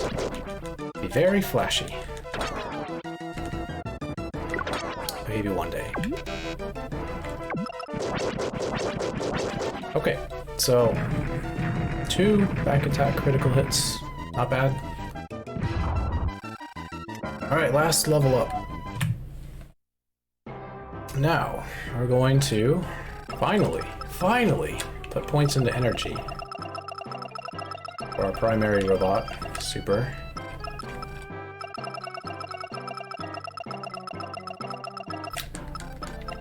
And for those curious, maximum HP is, I think, 999 HP. You'll eventually max out all your stats except HP if you keep trying to get everything going. Alright, so now we're gonna prepare. We're gonna get whatever. Shield 4. And then you take Shield 5. Good to go. Alright, so Shield 4 has a special property that allows you to reduce all elemental damage done to you pretty much to nothing. And the final boss is going to do a elemental attack. Also, go for broke. Our mother called us, said, hey, you want to save? Alright, we like you a lot, go for broke. We'll step into the void of space and time and all strangeness. Illusion of Gaia-like. Get glimpses of the past, where our father and our real mother talking about us as we were born. What will we name him? We'll call him SNES. What else?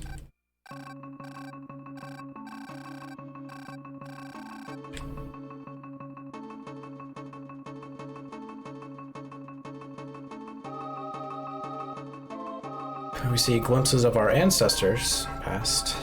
Interaction with Gato. Rask designed the Tetron. It has to do with time travel, but he didn't want it to be used for nefarious purposes, so Gato did want to control time. So they became enemies.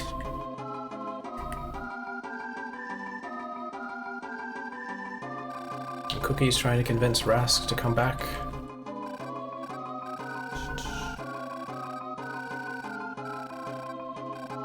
that's not the only reason. Because she likes him. Alright. 325. So if I were trying to go for a PB attempt, PB would be almost impossible. But we can still get a good time, and it looks like we'll be around 10 minutes ahead of estimate. Yeah, of course, Amal looks out for us. She, again, saving in this game, you're not allowed to save everywhere. There's some places with interference. That's your final check, and it's really nice that it just happens automatically. It doesn't lose time to save. Just a nice little safety thing. Alright, final Gato. The past Gato, the other past Gato, the present Gato, and the future Gato combined together to make this monstrosity. I'm gonna wait for this capsule to go away. Just my luck to have to wait for it. Go away. Launch!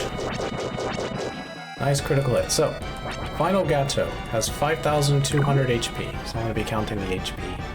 Right, 600, 30, 700. You can count with me if you want to.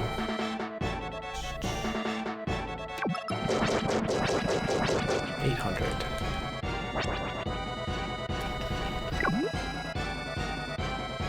So I got this crazy final theme. 900. Alright, so we get a background attack. This is like time travel. We get 4 results. 2 of them are good. This is one of the good results. This is your fire element attack. That does nothing to us. The other 2 results aren't as good. 900. Ice is also good. So fire and ice are what we want to see.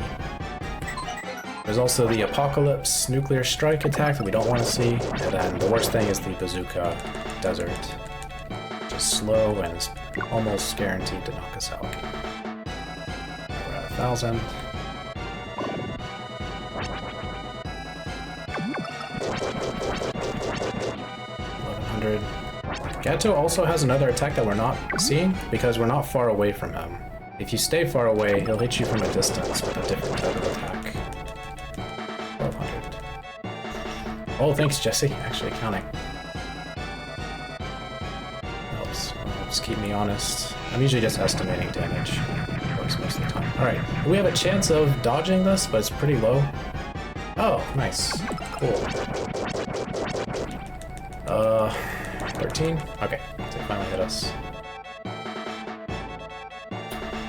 Run up, repair, nice block. That's what we want to see. We want to see him do a melee attack and us block the attack. The second best thing is him doing the melee attack, we get pushed back. 1,400, I think we're at like 1,500 with chip damage. Fighting the good fight, counting precisely.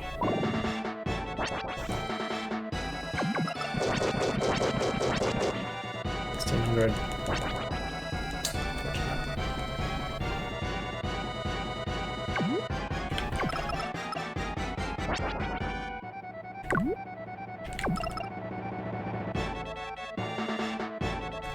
Salute to board.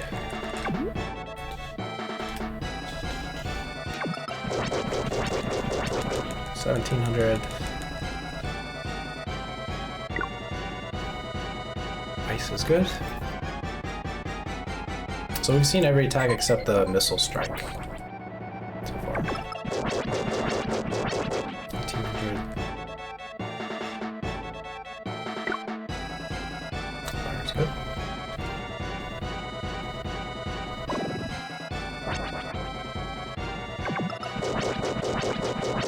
Okay, 2,400 and change. 2,500. So we're almost halfway there.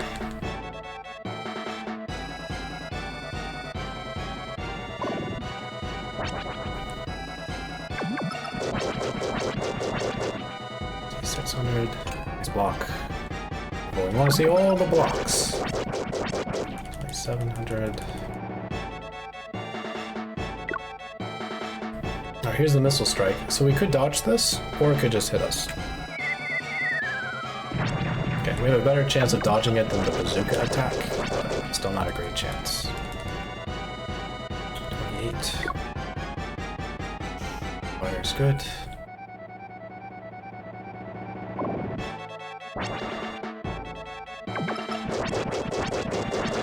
Okay, 34. Change. Might be 35. Oh, chip damage. Just say 34.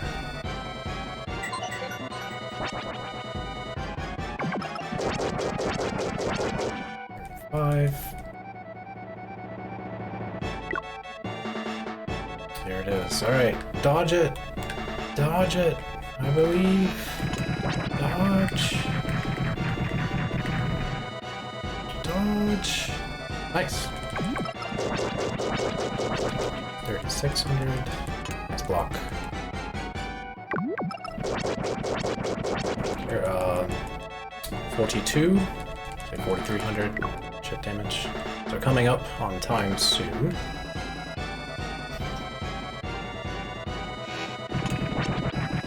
So yeah, no worries. 4200. Thereabouts. Nice block. Man, we got lucky with the desert attack. We got hit once, I think, so far. 4400.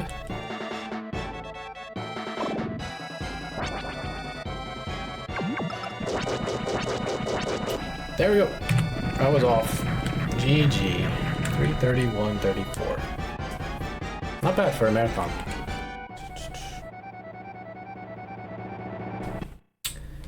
Alright. Well, thank you everybody for watching. There is more SNES Super Stars coming up. I have a few minutes of time.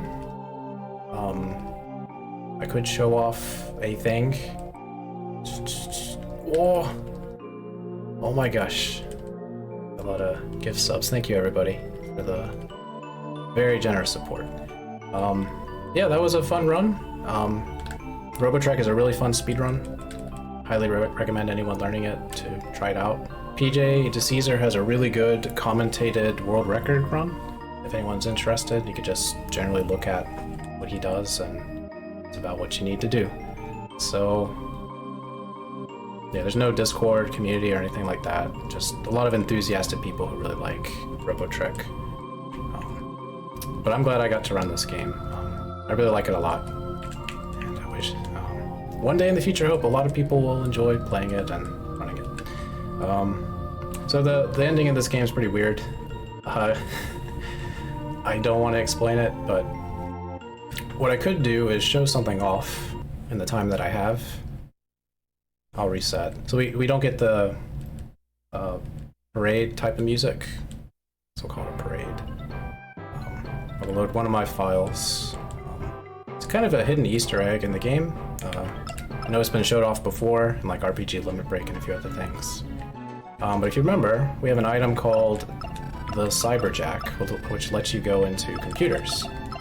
Well, there are computers you can find in the game that aren't in levels. Obviously, that should let you go and be able to go into a computer. Right? Right. So before I do, I'll show this off.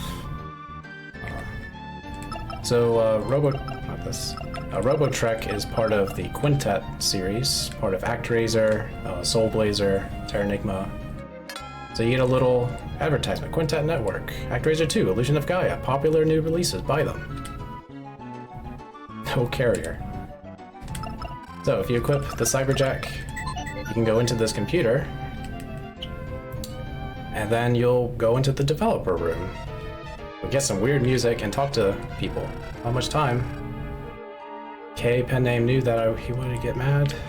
So all the people who worked on the game were able to impart a message. Kid, you're buffed out. Why don't you try making games at Quintet? Find a secretary too. Teaches boys how to grow up and be men. It's the most famous phrase. Started F1 gladly, but now I've got a throbbing toothache. Indulged in the PC network system, phone bill was awful. One message to tell the world, and that's what they tell us. Talk about bad hair. I'm busy and aren't enough chips. I'm serious. Still in training. And then robot. Sometimes this place, tell you.